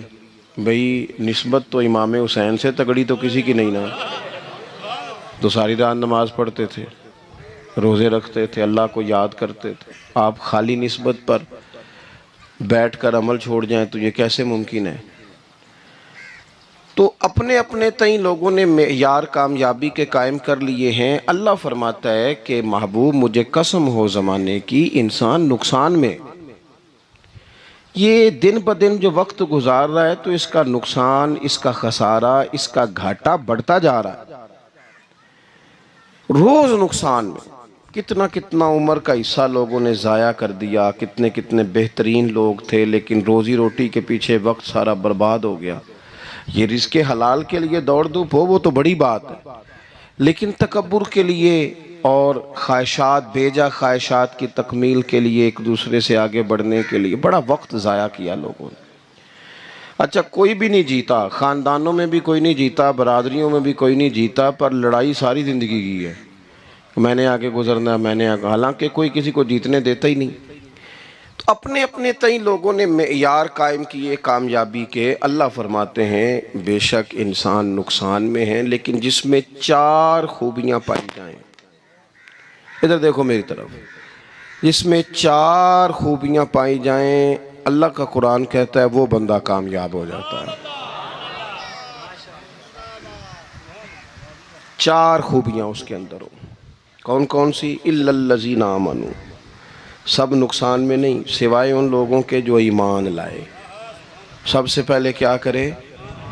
ایمان ہو اس کے پاس، مضبوط ایمان، وَعَمِلُوا الصَّالِحَاتِ، اور ایمان بھی لائے اور نیک کام بھی کرے، اور صرف نیک کام نہ کرے، وَتَوَاصَوْا بِالْحَقِّ، لوگوں کو حق بات کی نصیحت بھی کرے۔ اور ظاہر ہے سچ بولے گا، حق بولے گا تو بڑے لوگوں کے مفادات کو ٹھیس پہنچے گی، کچھ لوگوں کو تکلیف بھی ہوگی، تو اب جب تکلیف ہوگی تو پھر مصیبت بھی آئے گی۔ تو اگر حق بات کہنی ہے تو پھر کیا کرے؟ وَتَوَاصَوْا بِالصَّبْرِ، پر ایک دوسرے کو صبر کی بھی وصیت کرے۔ 4 چیزیں پائی جائیں، ایمان، اعمال صالحہ، حق کی نصیحت، اس رستے میں آنے والی تکلیف پر صبر۔ اگر یہ 4 چیزیں میسر آتی ہیں تو اللہ کا قرآن کہتا ہے بندہ کامیاب ہے، اور اگر یہ 4 چیزیں نہیں تو پھر کوئی بندہ جتنا مرضی دعویٰ کرے، جتنا مرضی شور کرے، جتنا مرضی اعلان کرے، وہ کامیاب ہو سکتا۔ سب سے پہلے تو اپنا ایمان پکا کریں۔ یہ جو کچی پکی باتیں کرتے ہیں نا لوگ، بھئی مسلمان جو ہوتا ہے نا، مسلمان وہ لوارث نہیں ہوتا، وہ وارث والا ہوتا ہے، اس کا رب ہر وقت اپنی رحمت سے اس کی حفاظت کرتا ہے۔ مسلمان ہر وقت نبی پاک علیہ السلام کے نگاہ کرم میں رہتا ہے. اسے کمزور باتیں نہیں کرنی چاہیے کہ میرے کو پیچھے چڑھ گیا تو پتہ نہیں کیا ہو جائے گا، برادری مخالف ہو گئی تو پتہ نہیں کیا ہو جائے گا، سچ بول دوں گا تو لوگ پتہ نہیں مجھے مار دیں گے. ایسا ہو نہیں سکتا. چھری حضرت ابراہیم چلائیں بھی نا تو حضرت اسماعیل کے حلق پہ چلنا اس نے تب بھی ہے جب اللہ حکم کرے گا، تو اللہ کی حکمت ہوگی. حکمت الہی ہوتی ہے تو کوئی کام ہوتا ہے، ورنہ ہوتا تو اپنی طبیعت میں مضبوط ایمان، توکل، اللہ پہ بھروسہ، مضبوطی افکار کی، کچی باتیں نہیں. جو لوگ کمزور ذہن رکھتے ہیں ساری زندگی فیصلہ ہی نہیں ہوتا، کوئی ڈرتے رہتے ہیں، سہمے وقت گزارتے ہیں. اپنے آپ کو فکری، یہ جو ایمان ہوتا ہے یہ بندے کو طاقتور کرتا ہے، بندہ مضبوط ہو جاتا ہے. مجھے بتائیے نا، جب ایمان پکا ہو کہ روزی دینے والا اللہ ہے تو پھر بندہ کسی مالدار آدمی کے پیچھے کبھی بھاگتا ہے، کبھی کسی بڑے آدمی سے ڈرتا ہے؟ جب اسے پتہ ہو کہ عزت اور ذلت اللہ کے دست قدرت میں ہے، پھر وہ سیاستیں، سازشیں یہ کام کرتا ہے. تو پہلے تو مضبوطی ایمان درکار ہے ہماری بچوں کے اندر، ہمارے مزاجوں کے اندر. جب تک وہ مضبوطی ایمان، حضرت مولا علی شیر خدا کرم اللہ تعالی وجہہ الکریم ایک دفعہ بڑے علیل ہو گئے تھے، کمزوری آ جاتی ہے، بندہ بیمار ہو جاتا ہے. تو ہمارے ہاں بیمار لوگ بعض اوقات ایسا جملہ بولتے ہیں جو کفر کے زمرے میں چلا جاتا ہے. آپ پریشان ضرور ہیں، تکلیف میں ضرور ہیں، لیکن آپ بات وہی کریں گے جو شریعت اجازت دیتی ہے. حضرت علی شیر خدا شدید علیل تھے. ایک صحابی تیمارداری کرنے گئے تو حضرت مولا علی کا چہرہ دیکھ کے پریشان ہو گئے، کہنے لگے آپ تو بڑے سخت علیل ہیں، اللہ خیر کرے، اللہ تعالیٰ آپ کو صحت دے. تو حضرت علی کہنے لگے تو فکر نہ کر، مجھے اس بیماری سے کچھ بھی نہیں ہوگا. نے کہا کیوں؟ فرمانے لگے مجھے نبی پاک علیہ السلام نے فرمایا تھا علی اس وقت دنیا سے جاؤ گے جب داڑھی خون سے رنگین ہو جائے گی، تو اس کا مطلب ہے میں خنجر کے وار کے ساتھ شہید کیا جاؤں گا، میں بیماری سے دنیا میں نہیں جاؤں گا، میں یہ بیماری سے مجھے کچھ بھی نہیں ہوگا، اللہ مجھے شفا دے دے گا. چونکہ حضور نے فرمایا کہ ساڑھے نبی دی زبان ساڑھے واسطے قرآن.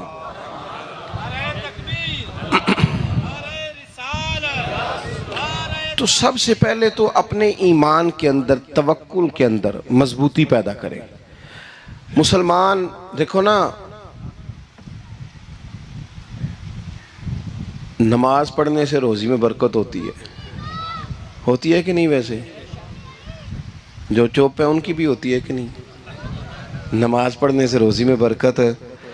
تو پھر اس کا مطلب یہ ہے کہ جب ٹائم آئے نا نماز کا تو گاہک جتنے مرضی کھڑے ہوں پھر دکان بند کرنی چاہیے، پھر نماز پڑھنی چاہیے، کیونکہ روزی تو اللہ نے دینی ہے، گاہکوں نے تو دینی. تو سب سے پہلے ضروری ہے مضبوطی ایمان. میری طرف دیکھیں جی، آپ ویڈیو ضرور بنائیں پر میری طرف بھی تو دیکھیں نا جی، اللہ آپ کو خوش رکھے. موبائل اللہ تو مہنگے دے وے پر ساری دیڑی یہ کام تری نہ کروں. آپ بنائیں ضرور، میں ویڈیو بنانے سے منع نہیں کرتا، سارے بنائیں بے شک، پر دیکھیں میری طرف، میری بات پر غور کریں. دوستو مضبوطی ایمان، توکل، اللہ کی ذات پر بھروسہ. آپ کبھی میدان کربلا کا پورا نقشہ اپنے سامنے رکھیں نا، پورا نقشہ. دو چیزیں ہیں، امام حسین کو نظر آ رہا ہے اب شہادت ہو جائے گی، اتنی بڑی فوج آئی ہے، خدا کی حکمت کے تقاضے سمجھ میں آ رہے ہیں، حالات کیا ہوں گے سمجھ آ رہی، پر ایک لمحے کے لیے بھی ان کا توکل کمزور نہیں ہوا. اپنے رب پر جو مضبوط بھروسہ ہے، مضبوط. سیدہ طیبہ طاہرہ حضرت فاطمہ الزہرا رضی اللہ تعالیٰ عنہا نا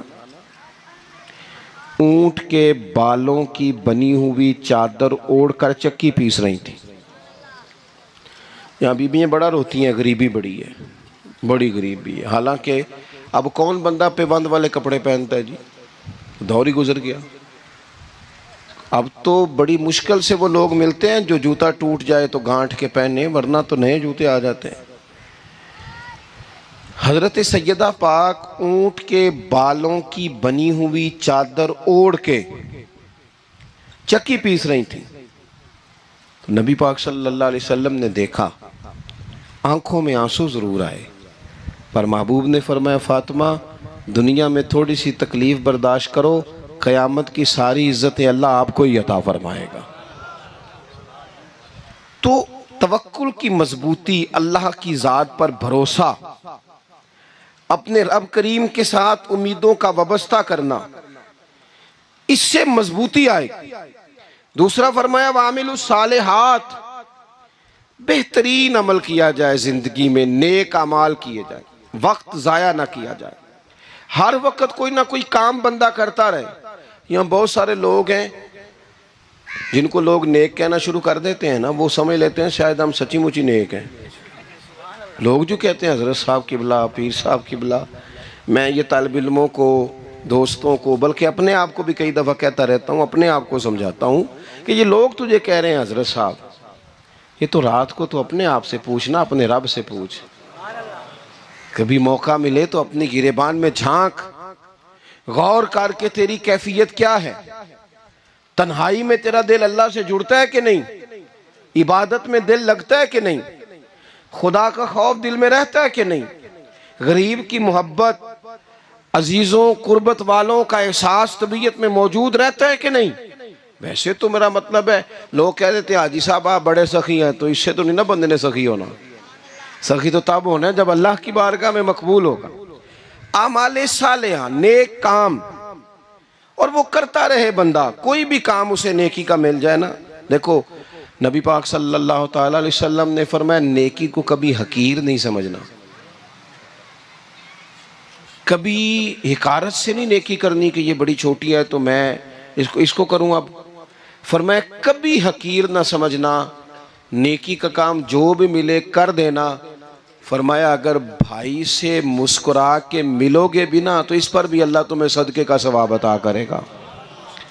ہم تو اس دین سے کے ماننے والے ہیں جو کہتے ہیں تو گلی سے روڑا اٹھا دے، کانٹا اٹھا دے، کسی کی تکلیف دور کر دے، کسی اس پر گنجائش کر دے، کسی کے لیے آسانی کر دے، جو بھی خیر کا کام میسر آئے پورے دن میں اسے چھوڑے نہیں۔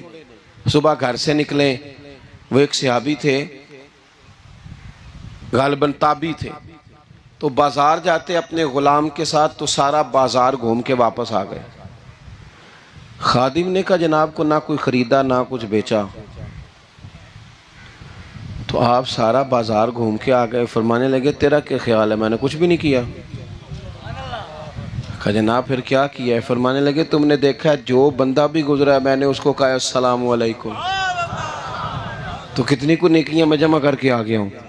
کوئی خیر جو میسر آئے، ہم سمجھتے ہیں کہ شاید کوئی کروڑ کو روپیہ ہوگا تو پوری مسجد بناؤں گا تو پھر میں نے نیکی کر دی ہے، شاید جناب میں، حالانکہ یہ چھوٹے چھوٹے کام ہیں نا، چھوٹے چھوٹے کام، ان کی تو زیادہ ضرورت ہوتی ہے، ان کی تو زیادہ حاجت ہوتی ہے۔ کوئی آپ رستے میں گزر رہے ہیں تو نیچے کوئی کھڈا بنا ہوا ہے تو اس پر ہم کیا کرتے ہیں، گاڑی میں بیٹھ کے تبصرہ کرتے ہیں اے روڈ کھورے کدوں بننا ہے، بھئی یہ کھڈا ہے نا تو آپ نیچے اترے نا، تو آپ دھابڑا لیں نا، کئی پکڑے نا، یہ تو 5 منٹ کا کام ہے، یہاں آسانی کر دیں نا، آپ اس میں گنجائش کر دیں۔ حضور سید عالم علیہ السلام نے فرمایا، امام راضی نے حدیث لکھی ہے، قیامت کے دن ایک بندے کو اللہ معاف کرے گا تو مالک وہ بندہ عرض کرے گا یا اللہ میں تو بڑا گناہگار ہوں، کس وجہ سے معافی ہوئی؟ فرمایا رات کے وقت تو گزر رہا تھا، تیرے پیر سے روڑا ٹکرایا تھا، تو نے اٹھایا ادھر ادھر دیکھ کے کہ کوئی اللہ کے کسی بندے کو تکلیف نہ ہو جائے۔ کہ مالک کو وہ تو میں نے زمانہ بیت گیا، کوئی اتنی بڑی بات بھی نہیں سمجھی۔ تو رب کریم نے فرمایا تو رات کے اندھیروں میں بھی میرے بندوں کا خیال رکھتا تھا تو میں تیرا خیال نہ کروں؟ کوئی عمل ہمارے ہاں لوگ کوئی کام نہیں کرتے، بالکل نہیں، کوئی کام نہیں، نہ بڑے نہ چھوٹے نہ سمجھدار نہ ان پڑھ، کچھ بھی نہیں، نشستن گفتن برخاستن، بیٹھو راج کے گپے مارو، تبصرے کرو فلانا کچھ نہیں کر رہا، فلانا کچھ نہیں کر رہا، اس کے بعد اٹھ کے چلے جاؤ، کچھ کریں۔ وَعَمِلُوا الصَّالِحَاتِ، نیکیاں جمع کریں زندگی میں، خزانہ بنائیں، خزانہ، اپنی ڈیوٹیاں اپنی ذمہ داریاں پوری کریں، ہر وقت کام، ہر وقت ذمہ داری، ہر وقت ڈیوٹی۔ دیکھیں نا امام حسن اور حسین، ان کی آپ کبھی زندگی کا مطالعہ کریں، فرض نماز کے علاوہ 100 رکعت نماز نفل روز پڑھنی ہے، پتہ کرنا ہے غریب کہاں کہاں ہیں، ان کا خیال رکھنا ہے، اور نیرے پیسے نہیں دینے۔ ہمارے یہاں لوگ غریبوں کو پیسے ضرور دیتے ہیں، عزت نہیں دیتے، ان کو 4 پیسے کی مدد ضرور کر دیتے ہیں، پر عزت نفس کا خیال نہیں رکھتے۔ امام زین العابدین رضی اللہ تعالیٰ عنہ فرماتے ہیں، گزر رہے تھے، آپ دیکھیں نا، امام غزالی حدیث لائے ہیں کہ بندہ اور کچھ نہ کرے، کسی مومن کا دل راضی کر دے تو اللہ 60 سال کی نفلی عبادت کا ثواب عطا کرتا ہے۔ دل بدستاور کے حج اکبر است، از ہزاراں کعبہ یک دل بہتر است۔ کسی کا دل خوش کر دینا، اس کو راحت دے دینا، اس کو قرار دے دینا، اس کے لیے کوئی ایسا سامان کر دینا کہ بندہ مطمئن ہو جائے، سکون ہو جائے۔ یہ ہمارے ہاں جو لوگ ہوتے ہیں نا، سرکاری ملازمین، ڈیوٹیوں والے، ان کی طبیعتوں میں تلخی ہوتی ہے۔ یہ اگر صرف پیار کرنے لگ جائے نا، سے وابستہ لوگ میرے احباب میں سے ہیں، تو میں ان سے کہتا ہوں کہ شفا تو اللہ نے دینی ہے، چلو تم دعائی تو آج کے دیا کرو نا، تم آنے والے کی بات تو توجہ سے سنو۔ وہ بیچارہ اپنی بات، ہمارے ایک بزرگ تھے تو تعویذ لکھا کرتے تھے، بڑے عالم تھے، مجھے کچھ تھوڑی سی نا میرے دل میں ان کے بارے میں خفگی رہتی تھی کہ آپ اتنے بڑے عالم ہیں، آپ کتاب لکھیں، آپ تعویذ لکھ رہے ہیں، اور پھر لوگوں نے کمائی کرنی ہوتی ہے، آپ تو مفت دیتے ہیں سارا کچھ، اتنی لمبی ڈیوٹی، سارا دن بیٹھے رہتے ہیں آپ اور لکھتے تعویذ ہیں، پڑھائیں آپ۔ میں نے ایک دن ان سے گزارش کی، میں نے کہا شیخ آپ بڑے آدمی ہیں، جن لوگوں کو اللہ نے رسوخ فی العلم عطا فرمایا ہوتا ہے ان میں سے آپ ہیں، اللہ نے آپ کو پختگی دی ہے، علم میں شعوری عالم میں، آپ سارا دن تعویذ۔ فرمانے لگے یار میں تعویذ نہیں لکھتا، اصل مسئلہ یہ ہے کہ جو تعویذ لینے آتا ہے وہ اپنا سارا دکھ سناتا ہے، تو میں تعویذ نہیں لکھتا، میں نا بس لوگوں کے کلیجے ٹھنڈے کرتا ہوں۔ میں کسی کا، اب تو بچوں کے پاس ٹائم ہی نہیں، وہ تو ابا کا دکھ نہیں سنتے، بالکل نہیں، وہ تو ڈھونڈتے ہیں کوئی کونا ملے تو جا کے موبائل دیکھیں، وہ تو بیٹھتے ہی نہیں۔ اماں کہہ رہی ہوتی ہے کہ پتر کو 10 منٹ میرے پاس بھی بیٹھا کر، لیکن پتر مصروف بڑا ہے، ویڈیو چڑھانی ہے اس نے، ٹک ٹاک بنانا ہے اس نے نئی تصویر چڑھانی ہے۔ ہم الجھ گئے ہیں، یہ چیزیں انسان کو نفسیاتی طور پر کمزور کر دیتی ہیں۔ جو لوگ زیادہ یہ کام کرتے ہیں ان کے حافظے کمزور ہو جاتے ہیں، وہ الجھ جاتے ہیں، انہیں پتہ نہیں ہوتا رات میں نے کیا کہا تھا، صبح میں کیا کہہ رہا ہوں۔ ہر وقت نہیں، ضرورت کے وقت، ہر ٹائم نہیں، مخصوص اوقات میں۔ حضرت امام زین العابدین رضی اللہ تعالیٰ عنہ فرمانے لگے، ہم گزر رہے تھے، امام حسین ساتھ تھے، تو رستے میں نا کچھ غربا، غریب لوگ بیٹھ کے کھانا کھا رہے تھے، کہتے ہیں ہماری ان پر نظر پڑی، تو انہوں نے حضرت امام حسین رضی اللہ تعالیٰ عنہ سے کہا حضور آئیے تشریف لائیے کھانا کھائیے۔ وہ ضروری نہیں ہوتا آپ کو سب کا کھانا پسند ہی آئے، ٹیسٹ اپنے اپنے ہوتے ہیں، یہ ضروری تو نہیں، کھانا پسند نہ بھی آئے تو دل تو پھر بھی راضی رکھنا چاہیے نا۔ قربان جائیں، نبی پاک نے کس طرح ہماری تربیت کی۔ حضرت عائشہ صدیقہ رضی اللہ تعالیٰ عنہ فرماتی ہیں کریم محبوب کا میں نے یہ طریقہ دیکھا کہ اگر کھانا ناپسند ہوتا تو چھوڑ دیتے، پر کبھی اس میں سے نقص نہ نکالتے، عیب جوئی نہ کرتے۔ گرمی کے موسم میں کھڑی ہے بیچاری خاتون، اور کتنی مشقت سے اس نے کھانا بنایا، اور کتنی گرمی سہی ہے چولہے کے سامنے، لیکن صاحب وہ کھانا رکھا ہے تو وہ کہتے ہیں یہ تو کی پکایا ہے، وہ کھانے والی چیز ہے بھئی، اس طرح کرنا، اب جو اگلی ہنڈی ہے وہ تو پکا، نہ تو کھڑا ہو، یہ پتہ چلے یہ کام کتنی مشقت کا ہے۔ زندگی میں کچھ تھوڑا سا دوسروں کا خیال رکھنا یہ بھی تو دین کا حصہ ہے نا۔ آپ اپنی زندگی میں ہمیشہ اپنے لیے سوچیں، کسی اور کا سوچیں ہی نہ، تو میرے عزیز یاد رکھیں گے آپ۔ امام زین العابدین کہتے ہیں نبی پاک صلی اللہ تعالیٰ علیہ وآلہ وسلم نے نا حضرت امام علی مقام کی، امام حسن اور حسین کی اس طرح سے کچھ تربیت فرمائی تھی کہ غریب پروری ان کے اندر رچ بس گئی تھی، مزاج بن گیا تھا۔ وہ غربا بیٹھے تھے، دسترخوان بچھائے سڑک کے کنارے، تو امام حسین گزرے تو انہوں نے آواز دی، امام صاحب روک گئے، کہنے لگے حضور تھوڑی روٹی نہیں کھا لیتے ہمارے ساتھ؟ تو امام صاحب آ گئے، نیچے بیٹھ گئے غریبوں کے ساتھ.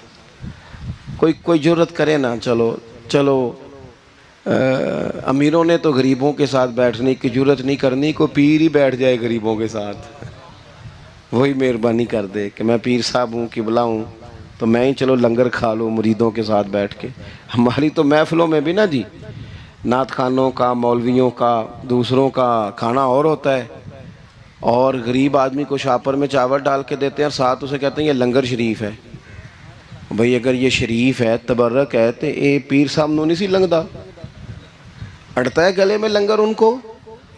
یہ لنگر شریف جو ہے یہ نعت خاں کو بھی تو گزرنا تبرک ہے کہ نہیں؟ ہاں نہ تو کرو نا. تو جیڑی زیادہ تبرک والی شے ہے وہ پیران نو بھی تو کھانی چاہیے نا. نعت خاں کو اس کے لیے لہدہ سے مرغ مسلم اعلیٰ کھانے. میں اکثر دوستوں سے کہتا ہوں چلو میلاد شریف پہ ہی صحیح, سب کے لیے اچھا کھانا پکاؤ. چلو جس غریبوں کے بچوں کو بیچاروں کو سارا سال وہ بوٹیوں کے لیے لڑتے ہیں, تم میلاد بھی اچھی روٹی پکا دو, تو بچہ جب کھائے گا نا بہت ساریاں بوٹیاں اور چاول, اور اپنے ابا سے پوچھے گا کہ ابا جی آج کی گل ہے, بڑا گوشت پہ لبد ہے, تو ہو سکتا ہے غریب باپ روئی پڑے اور اسے کہے پتر تو آج راج راج کے کھا, آج ساڑھے نبی پاک دا میلاد شریف ہے.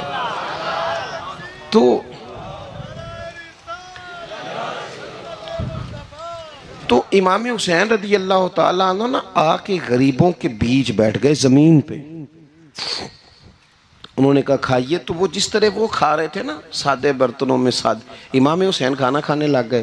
میں نے کہا خیر کا کام کوئی بھی ملے اسے ضائع, چلو اور کچھ نہیں کر سکتے تھے, کسی کو سڑک ہی پار کرا دے نابینا کو, چلو اور کچھ نہیں کر سکتے, تو آپ کو پتہ ہے کہ سامنے والا بوجھ لے کے گزر رہا ہے, آپ تھوڑا سا ہٹ جائیں روڈ سے, اسے گزر لینے دیں. کوئی تو کام زندگی میں, کوئی ارادہ تو خیر کا بندہ کرے. امام حسین بیٹھ گئے, ان کے ساتھ روٹی کھائی. تھوڑی دیر کے بعد اجازت لی, فرمایا جاؤں؟ کہنے لگے حضور اور کھائیے. فرمانے لگے میں تو ابھی روٹی کھا کے آیا تھا اور آج تک ایسا نہیں ہوا کہ دوبارہ کھانا کھاؤں. ایک لقمے کی بھوک نہیں تھی, جتنا بھی کھایا ہے نا یہ تمہارا دل خوش کرنے کے لیے کھایا ہے. غرباء مساکین کی وعامل الصالحات, ایماندار بندہ ایمانداروں جیسے کام کرتا ہی اچھا لگتا ہے. 25 حج کیا امام حسن اور حسین نے مدینے سے مکے پیدل جا کے. کتنے بولیے؟ میں کہتا ہوں چلو ہم باجماعت نماز ہی پڑھ لیا کریں. چلیں, حضور صلی اللہ علیہ وسلم نے فرمایا فجر کی نماز پڑھ کے بیٹھ جاؤ, اشراق چاش تک اللہ کا ذکر کرو, 2 نفل اشراق کے 2 چاشت کے پڑھ لو, اللہ 2 حج اور 2 عمرے کا ثواب عطا کر دے گا. مشکل کام تو نہیں ہے, مشکل تو ہاں ہی نہیں کیتی تھے, یہ مشکل ہے. ویسے یہ کہ آنکھ کھل جائے تو 25-30 منٹ 40 منٹ موبائل پہ گزر جائے وہ تو سوکھا ہے, یہ مشکل ہے. دوستو نیک اعمال ان پر کوشش, اہل بیت نے ہمیں سبق یہ پڑھایا ہے, حضور کے اصحاب نے ہمیں سبق یہ پڑھایا. تیسری بات فرمایا وَتَوَاصَوْا بِالْحَقِّ, صرف یہ نہیں کہ تم نماز پڑھ کے تو بیٹھ جاؤ, تم نے نا بے نمازی کو نماز کی دعوت بھی دینی ہے. مظلوم پر ظلم ہوتا رہے اور کونے میں چپ کر کے بیٹھے نہیں رہنا, بلکہ اگر ہاتھ پکڑا جا سکتا ہے تو ظالم کا ہاتھ پکڑنا ہے. نبی پاک علیہ الصلوۃ والسلام نے فرمایا اپنے بھائی کی مدد کرو چاہے وہ ظالم ہو یا مظلوم ہو. بھائی کی مدد کرو چاہے ظالم ہو یا مظلوم ہو. تو صحابہ نے عرض کی یا رسول اللہ صلی اللہ تعالیٰ علیہ وسلم یہ مظلوم کی مدد تو سمجھ میں آتی ہے, یہ ظالم کی مدد کیسے کریں؟ نہیں سمجھ آ رہی ہے آپ کو بات کی؟ یا رسول اللہ صلی اللہ تعالیٰ علیہ وسلم مظلوم کے ساتھ کھڑا ہونا تو ہماری عقل میں آ گیا, تو ظالم کی مدد کیسے کرنی ہے؟ تو نبی پاک صلی اللہ تعالیٰ علیہ وسلم نے فرمایا ظالم کو ظلم کرنے سے روک دو, تم نے اس کی مدد کر دی, اسے باز کرو. لیکن ہم تو اتنی جرت ہی نہیں رکھتے بدی کو بدی کہنے کی, اتنی طاقت ہی نہیں ہوتی. جھوٹ کو جھوٹ کہنے کی ہمت, ہمارے گھر میں سارا کچھ ہو رہا ہوتا ہے, ہمیں پتہ ہوتا ہے, کہ فلاں جگہ پہ ہمارا قبیلہ ہماری برادری غلط ہے، پر اتنی جرت کرتے ہم سچ بولتے ضرور ہیں پر دوسروں کے بارے میں، اپنے بارے میں سچ بولنے کو تیار نہیں ہوتے۔ جرت کا مظاہرہ کریں، زندگی میں حق کو حق کہنا سیکھیں، غلط کو غلط کہنا سیکھیں، جھوٹ کو جھوٹ کہیں، بدی کو بدی کہیں، سچائی کا ساتھ دیں ہمیشہ۔ ہم نے جب تک دیکھو نا ظلم ہوتا رہے، زیادتی ہوتی رہے، اپنا دروازہ اندر سے بند کر لو، پتر باہر نہ جانا، کیوں جی باہر اس پہ ظلم ہو رہا ہے، ان کے گھر آگ لگی ہے، کوئی ہمارے گھر تو نہیں نہ لگی۔ یاد رکھنا پڑوسیوں کی آگ نہ بجھاؤ گے تو اپنے گھر بھی آ جائے گی۔ اگر مظلوم کا ہاتھ نہیں پکڑو گے تو ظالم دلیر ہو جائے گا۔ اور ہمارے جتنے بھی بزرگ گزرے انہوں نے ظالموں کو ظالم کہا۔ امام احمد بن حنبل نے جیل کاٹی، امام اعظم ابو حنیفہ نے جیل کاٹی۔ آج کل لوگ کہتے ہیں مولانا صاحب آپ نے نا جناب غلط کو غلط نہیں کہنا، سیاست کی بات نہیں کرنی۔ کیوں جی؟ کس لیے نہیں کرنی؟ سیاست تو تدبیر کا نام ہے۔ بنو اسرائیل میں جتنی بھی تدبیر ہوتی تھی وہ سارے انبیاء کیا کرتے تھے۔ کیوں نہ بات کریں؟ یہ جن کرسیوں پہ آج تم نے ظالموں جابروں کو بٹھایا، یہ کرسی تو حضرت ابوبکر صدیق جیسے لوگوں کی ہے، یہ تو حضرت عمر جیسے لوگوں کی سیٹ ہے، حضرت عثمان غنی جیسے لوگوں کا کام ہے، مولا علی جیسے لوگوں کا کام ہے۔ غلط جگہوں پہ غلط لوگ بٹھا دی اور پھر جھوٹے کو جھوٹا بھی نہ کہیں، ظالم کو ظالم بھی نہ کہیں۔ ہم سے نہ رقم ہوں گے قصید یزید کے، کیونکہ ہم لوگ تو حسین کے سیرت نگار ہیں۔ یہ کیا بات ہوئی؟ آپ سچی بات ہی نہ کریں، کلمہ حق کہیں، ہمیشہ کھری بات کہیں، سچی، گرچہ اپنا نقصان ہو، حق کے ساتھ کھڑے ہونا سیکھیں۔ وَتَوَاصَوْا بِالْحَقِّ، ساری آسانی تھی، امام حسین کو کوئی مسئلہ نہیں تھا، آرام سے بیٹھے تھے۔ آج کتنے موجوں میں بیٹھے ہیں، پیر صاحبان، مولوی صاحبان، خطیب صاحبان، سیاستدان، وڈیرے، موج لگی ہوئی ہے، کسی کو کچھ نہیں کہنا، کچھ کہیں گے تو پھر بندے مخالفت کریں گے۔ تو امام حسین مسجد نبی میں جمعہ پڑھاتے تھے، چپ کر کے بیٹھے رہتے۔ حضور سید عالم علیہ السلام کے مزار انور کے پاس بیٹھے تھے، بیٹھے رہتے۔ لیکن امام حسین نے فرمایا ظالم حکمران بنے تو وہ قوموں کو تکلیف دیتے ہیں، وہ ملی نقصان کرتے ہیں، وہ امت کا چہرہ مہرہ بگاڑ کے رکھ دیتے ہیں، لہذا کھڑے ہونا پڑتا ہے، کلمہ حق کہنا پڑتا ہے، الہ کلمت الحق کے لیے نکلنا پڑتا ہے۔ آپ اپنی زندگی کے اندر سچی بات کرنا سیکھیں۔ الیکشن کے دن آ گئے، میرے ایک بڑے محبت والے ساتھی تھے، وہ آ گئے ووٹ کے لیے۔ ویسے بھی یہ جو بیماری ہمارے ملک میں نا جی، ہمارے ہاں حکمران بعض اوقات کہتے ہیں اوے ہو جی جمہوریت بڑی ضروری ہے۔ وہ بھی کس مصیبت کا نام ہے جمہوریت؟ اقبال تو کہتے ہیں کہ یہ وہ چیز ہے کہ جس میں پتہ ہی کوئی نہیں ہوتا، پڑھے لکھے ان پڑھ کا، چھوٹے اور بڑے کا، سیانے اور بیوقوف کا۔ جمہوریت وہ طرز حکومت ہے کہ جس میں بندوں کو گنا کرتے ہیں، تولا نہیں کرتے رہتے ہو ہر وقت۔ قوم کو اس کا حق ملنا چاہیے، غریب کی مدد ہونی چاہیے، انصاف ملنا چاہیے۔ باقی یہ تمہاری کہانیاں ہیں ڈکٹیٹرشپ اور جمہوریت، اور ہمیں تمہاری سمجھ بھی نہیں آتی۔ ہر ڈکٹیٹر کے ساتھ ہوتے ہو، باتیں جمہوریت کی کرتے ہو، جہاں تمہارا دل کرتا کھڑے رہتے ہو۔ ہمیں تو کوئی اس سے غرض نہیں، کام ہونا چاہیے۔ بلکہ جو لوگ قوت نافذہ رکھتے ہیں انہیں سمجھنا چاہیے کہ ملک کی بھاگ دوڑ ہمیشہ مضبوط ہاتھوں میں رہے، اور وہ اس طرح کا نظام وضع کریں، مل بیٹھیں سارے ادارے کہ غریب کی سنی جائے۔ وہ مجھے بڑی اچھی طرح یاد ہے جب وہ ایک حکومت ختم ہوئی اور جو ایک فوجی رہ کے گئے تھے 11 سال، ان کی حکومت آئی تو میں باہر نکلا تو ایک بزرگ تھے، وہ صبح صبح ناشتہ بیچا کرتے تھے ہمارے علاقے میں، چاول اور چنے ونے۔ تو میں نے ان سے کہا بزرگوں پتہ لگا جی رات دی حکومت بدل گئی ہے۔ تو فرمان لگے پتر جیڑا مرضی بھی آ جائے، میں تو یا چاول بیچ کے روٹی کھانی ہے، ہمیں تو ان سے غرض ہی نہیں۔ اللہ جانے کون آیا کون گیا، تو کھیل تماشا بنایا ہوا ہے۔ تو جھوٹے کو جھوٹا کہیں۔ میرے ایک دوست ہیں الیکشن لڑتے ہیں، مجھے ایک دفعہ آ کے کہنے لگے آپ نے کبھی ووٹ نہیں ڈالا، اس دفعہ ضرور ڈالے۔ میں نے کہا نہیں ڈالتا میں۔ کہنے لگے ووٹ قوم کی امانت ہے، تو میں نے کہا امانت کسی بے ایمان کو دے دوں؟ امانت تو امانت دار کو دی جاتی۔ نہیں سمجھے آپ بات؟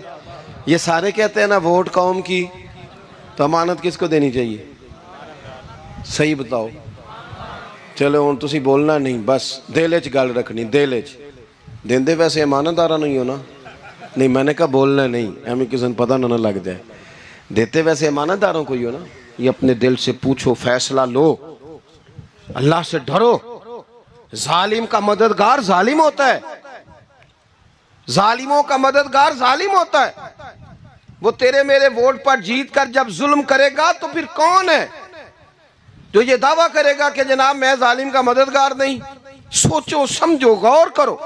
عزیز بھائی، امام حسین رضی اللہ تعالیٰ عنہ نے فرمایا سچ کو سچ کہیں گے، جھوٹ کو جھوٹ کہیں گے. یہ نہیں ہو سکتا کہ جناب ظلم ہوتا رہے اور چپ رہے. اور یہ سبق کہاں سے پڑھا انہوں نے؟ مولا علی شیر خدا سے. ہم تو اپنے بچوں کو کہتے ہیں نا باہر ظلم ہو رہا ہے، تو پتر تو نہ باہر جانا، ہماری نہیں لڑائی.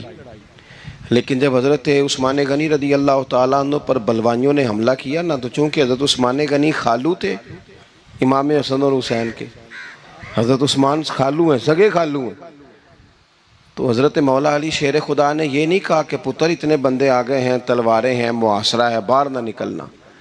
بلکہ حضرت مولا علی نے خود اپنے دونوں بیٹوں کو تلواریں پکڑائیں اور حضرت عثمان غنی کے دروازے پہ کھڑا کر کے کہا پتر خیال رکھنا تمہارے ہوتے ہوئے کوئی بھی شخص حضرت عثمان غنی کا دروازہ نہ کراس کر پائے. خود اپنے بچوں، ہر جنگ میں حضرت علی ساتھ لے کے جاتے تھے. ہم تو بچوں کو دلیری سکھاتے ہی نہیں، بزدل. اور کچھ ہمیں بابے مل گئے، وہ کہندے ہیں منڈے نو سایا ہے. میں کہ بابے نو آپ سایا ہے، انہوں بھی کرو دم کراؤ. اس کو نظری سایہ آتا ہے. کیسے نادانوں سے پالا پڑ گیا. کیا ہوتا ہے وہ سایہ؟ اچھے بھلے سیانے نوجوان بتی بند کر کے اندر لیٹا ہوا بچہ ہے، بابا کہہ گیا انہوں سایا ہے. بابا کہڑا کہہ گیا جڑا باہر روٹی لین آیا سی. بھی ایڈی پہنچی سرکار ہوندی تے ٹکر ہی گھر کھا لیندی. لوگوں کے قسمت کا حال بتاتا ہے، اپنی اتنی خراب ہے کہ مانگتا پھرتا ہے. کیا مذاق بنایا ہم نے اپنے ساتھ. تھوڑے سمجھدار ہو جائیں. ہر بندے کی بات کا اثر قبول نہ کیا کریں. مومن کے پاس طاقتیں ہوتی ہیں، جو جدھر لگاتا ہے چپ کر کے لگ جاتے ہو. ان الذین قالوا ربنا اللہ ثم استقاموا تتنزل علیہم الملائکہ. اللہ کہتا ہے تو ڈٹنا سیکھ، رب کا نام لے کے ڈٹ جا، رب تیری مدد کے لیے فرشتے بھی نازل کر دے گا. کھڑے ہونا سیکھیں. جس کا جو ماننا آتا ہے وہ تباہی کر کے گزر جاتا ہے. بالکل قطعاً نہیں. تو امام حسین نے صحیح کو صحیح کہا، غلط کو غلط کہا، اور ڈٹ کے کہا، اور پورے وثوق سے کہا، اور پوری وہ حضرت امام ابو مالک کھڑے تھے نا، تو یہ بادشاہ بڑی بڑی غلط باتیں بھی کرتے ہیں. اچھا چلیں صحیح بتائیں آپ. میں آپ کو اپنی بات بتاتا ہوں. کئی دفعہ ایسے ہوتا ہے، کئی دفعہ کہ بات کوئی ہو جاتی ہے، کر لیتے ہیں، تو کوئی ساتھی توجہ دلاتا ہے کہ آپ تو بولتے بولتے یہ کہہ گئے، تو احساس ہوتا ہے اوہ یار غلطی ہو گئی. ہو جاتا ہے. بڑے بڑے جو محدثین تھے، بڑے بڑے لوگ، انہوں نے کہا یار ہماری یہ رائے تھی، پھر اس کے بعد ہمیں یہ پتہ چل گیا، اب ہماری رائے بدل گئی ہے. اس کو رجوع کرنا کہتے ہیں. بڑے بڑے لوگوں نے کر لیا. لیکن ہماری سیاسی جماعتوں کا حال یہ ہے کہ ان کے کسی کارکن سے پوچھے نا تمہارے لیڈر نے کبھی غلطی کی ہے؟ کیوں کیا نے؟ کیوں؟ معاذ اللہ یہ فرشتے کیا ہیں؟ یہ غلطی نہیں کر سکتے. اگر بڑے بڑے لوگ کہتے ہیں یار یہاں ہم بھول گئے تھے، حتیٰ کہ صحابہ کرام علیہم رضوان اپنی رائے سے رجوع کرتے. یہاں کیا حال ہو گیا؟ کس چکر میں ہم پڑ گئے؟ جماعتوں کو بت نہ بناؤ، وہ جماعتیں رہنے دو. اگرچہ بت ہیں جماعت کی آستینوں میں، پر مجھے حکم اذاں لا الہ الا اللہ. تو سچ کو سچ، جھوٹ کو جھوٹ. حضرت امام ابو مالک کھڑے تھے تو ہارون رشید بادشاہ تھا. کچھ بڑے خوش آمدی لوگ ہوتے ہیں، نہیں جی نہیں سرکار آپ کی تو کیا بات ہے. کیوں جی اتنی تعریفیں کیوں کر رہے ہو؟ کہتے ہیں اس نے خرچہ کیا، مسجد بنوا کے دی ہے. یہ جناب چندے دیتا ہے. وہ خدا کے بندو، چندہ دینے کا مطلب یہ جو مرضی کہہ جائے. حضرت امام مالک ہارون رشید کے بڑے بادشاہ کے دربار میں کھڑے تھے، کسی بڑے کے، ہارون رشید تھا یا کوئی اور تھا. تو وہ نا مکھی بار بار بادشاہ کو تنگ کرتی. مکھی کئی دفعہ نہیں قابو آتی، 3-4 بندے بھی لگ جائیں تو نہیں قابو آتی، پکڑی نہیں جاتی. مکھی جو ہوئی، وہ مکھی بڑا تنگ کر رہی تھی. تو اس نے غلط جملہ کہہ دیا. غلط کہنے لگا معاذ اللہ ثم معاذ اللہ، نقل کفر کفر نہ باشے. کہنے لگا امام مالک سے کیا ضرورت تھی اللہ تعالیٰ کو یہ مکھی کیوں بنائی؟ اللہ کی تخلیق پر اعتراض کر رہا ہے معاذ. اب خوش آمدی کو بندہ ہوتا تو کہتا جی وہ مسئلہ یہ ہے جی، وہ اصل بات یہ ہے جی، آپ بیٹھیں جی، ٹھنڈے دماغ سے سمجھاتا ہوں. لیکن وہ نشے میں چور ہے نا، تخت پہ بیٹھا ہے، سخت بات کر دی کہ کیوں بنائی مکھی. تو امام صاحب اٹھ کے کھڑے ہو گئے، ہاتھ میں چھڑی پکڑی تھی، زور سے زمین پہ ماری، فرمانے لگے یہ مکھی نا اللہ نے تیرے جیسے لوگوں کا غرور توڑنے کے لیے بنائی ہے کہ سنبھالی تو تم سے مکھی بھی نہیں جاتی تو دعوے بڑے کرتے ہو. یہ تیرے جیسے بندوں کا غرور توڑنے کو بنائی ہے. چپ کر گیا، کہنے لگا حضور غلطی ہو گئی تھی، آئندہ نہیں کروں گا. تو آپ جب جھوٹ کو جھوٹ کہتے ہیں اور سچ کو سچ کہتے ہیں، حق کی تعریف کرتے ہیں، باطل کو بیان کرتے ہیں، پھر لوگ مخالفت کرتے ہیں. اب جب لوگ مخالفت کریں گے پھر تکلیف آئے گی، اور تکلیفیں بڑی سونی ہوتی ہیں. جب تکلیف آئے تو رب کہتا ہے وَتَوَاصَوْا بِالصَّبْرِ، اب ایک دوسرے کو صبر کی نصیحت کرو. یہ جب دکھ آتے ہیں نا، دکھ بندے کو نرم کر دیتے ہیں، بیماری نفسانی خواہشات کو ختم کر دیتی ہے. بیمار بندہ اس کا کسی غلطی کی طرف دھیان ہی نہیں جاتا، وہ پورا جڑ جاتا ہے اپنے رب سے، اس کے اندر سے نفسانی خواہشات ختم ہو جاتی ہیں. جب آپ دکھی ہوتے ہیں نا، پھر کوئی سجدے کا مزہ آتا ہے، پھر کوئی دعا میں لطف آتا ہے، پھر کوئی رب سے دل لگانے میں مزہ آتا ہے، پھر دل کرتا ہے کہ کوئی بندہ موجود نہ ہو، میں اکیلا ہوں مسجد میں، رج کے یاد کروں اپنے مالک کو.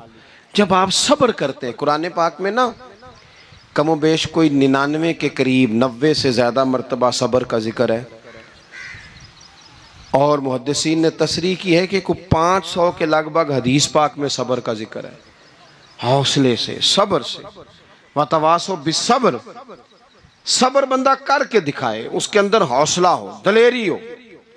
ہم نہ جلد باز ہو جاتے ہیں. بعض بزرگ بھی ناراض نہ ہوں تو وہ بھی بڑے جلد باز، فٹافٹ کام ہونا چاہیے. بعض بچے بھی، بعض جناب سیانے لوگ، بڑی جلدی ہے. بندے نے روزہ رکھا ہوا نا گرمیوں کا، تو عصر کے وقت اگر وہ بڑا سوڑا پڑ جائے نا تو روزہ پھر کھل جاتا ہے. بولیے بڑی جلدی ہے جی، بڑی ٹینشن ہے جی، بڑا لگ رہا ہے، تو کھل جائے گا یہ کہنے سے. اس نے کب کھلنا ہے؟ بولیے. آپ کو تکلیف ہو گئی، آپ کو خدا نہ خواستہ ڈاکٹر نے کہا چھوٹا سا آپریٹ کرنا ہے آپ کا، شام کو ٹھیک ہو جائیں گے جی؟ تو جلدی بڑی، درد بڑی ہو رہی، جلدی کریں ڈاکٹر صاحب. تو ڈاکٹر کہتا ہے پہلے خون ٹیسٹ کرا، پھر بلڈ پریشر اپنا چیک کرا، پھر شوگر چیک کرا، پرسوں رپورٹ آئے گی، پھر شام کو لے کے آنا، پھر ٹائم دوں گا، پھر ٹائم دے گا، پھر آپریٹ کرے گا، پھر دوائیاں لکھے گا، پھر آپ کو آرام کا مشورہ دے گا، پھر 2-3 ماہ لگیں گے، پھر طبیعت پوری طرح. تو کرنا کیا پڑے گا؟ صبر. کیا کرنا پڑے گا؟ صبر. صبر زندگی میں ضروری ہے. اگر صبر نہیں تو پھر کوئی کام بھی. اپنے مزاج میں حوصلہ لائیں، حلم ہو، بردباری ہو، صبر ہو، تحمل ہو. امام علی مقام رضی اللہ تعالیٰ عنہ کو آپ دیکھ لیں، میدان کربلا پورا پڑھ لیں، آپ پوری تاریخ روایات کھنگال کے دیکھ لیں. سامنے تلواریں تھیں یزید کے لشکر کے پاس، امام کے پاس حوصلہ تھا. وہاں ظلم و جبر ہو رہا تھا، یہاں حوصلہ، حلم، بردباری، اعلیٰ ظرفی، کرم.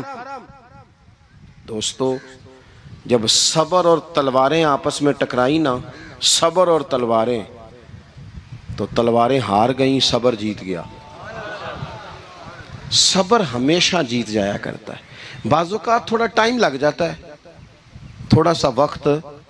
کچھ چیزوں کی لوگوں کو فوراً سمجھ نہیں آتی، ٹائم گزرنے کے وہ کافی دیر کے بعد احساس ہوتا ہے اوہو وہ تو ٹھیک تھا احساس. لیکن آپ زندگی میں تھوڑا تحمل، تھوڑی بردباری. آپ یقین کریں ہم جب لڑائیاں کرتے ہیں نا، کسی سے بحث کرتے ہیں، کچھ ایسی باتیں کر جاتے ہیں کہ بعد میں ہمیں احساس ہوتا ہے یار زیادہ سخت بات ہو گئی.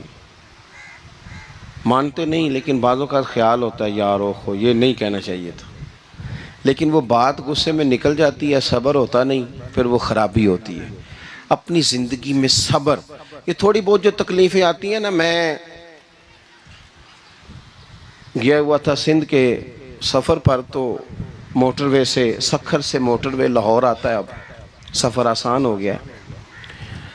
تو میں نے اپنے ڈرائیور سے کہا لو میاں اب سہولت ہو گئی تمہیں، اب تو سارا موٹر وے لاہور تک آسان ہو گیا. تو مجھے کہنے لگا نہیں حضرت صاحب یہ مشکل ہے. میں نے کہا جی کیوں؟ کہنے لگے نیند آنے لگ جاتی ہے.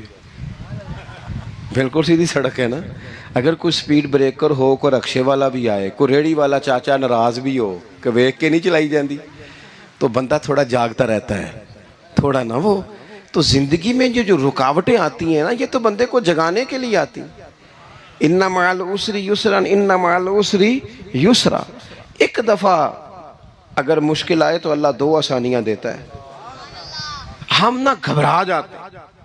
یہ دکھ تو بڑے پیارے ہوتے ہیں، یہ تو بڑے نفع بخش ہوتے ہیں، یہ تو فائدہ کرتے ہیں بندے کا. تکلیفیں جیسے جیسے زندگی میں آتی ہیں بندہ پالش ہوتا جاتا ہے.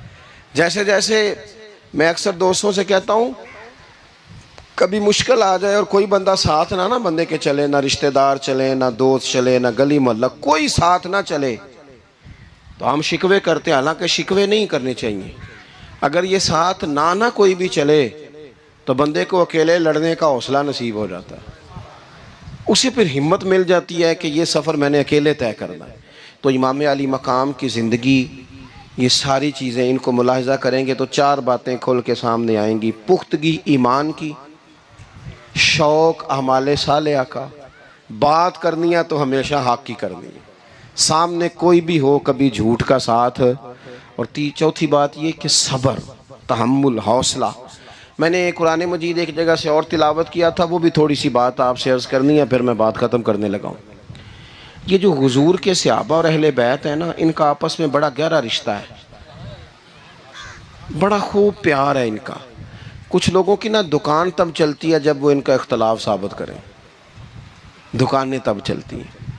چونکہ نبی پاک صلی اللہ علیہ وسلم نے فرمایا شیطان مایوس ہو گیا ہے، اب وہ لوگوں سے بت پرستی نہیں کرا سکے گا لیکن تمہیں لڑائے گا. ظالم ہے کہ صحابہ اور اہل بیت کو لڑا دیتے. خدا کے بندو، تمہیں پتہ ہی نہیں تم کن کی بات کر رہے ہو. پہلے اپنی حیثیت دیکھو، یہ لوگ کتنی شانوں والے ہیں، تم کن کا تذکرہ کر رہے ہو. ان کے تو نام لیتے وقت کئی دفعہ ڈر آتا ہے کہ زبانیں بھی اس قابل ہیں کہ نہیں.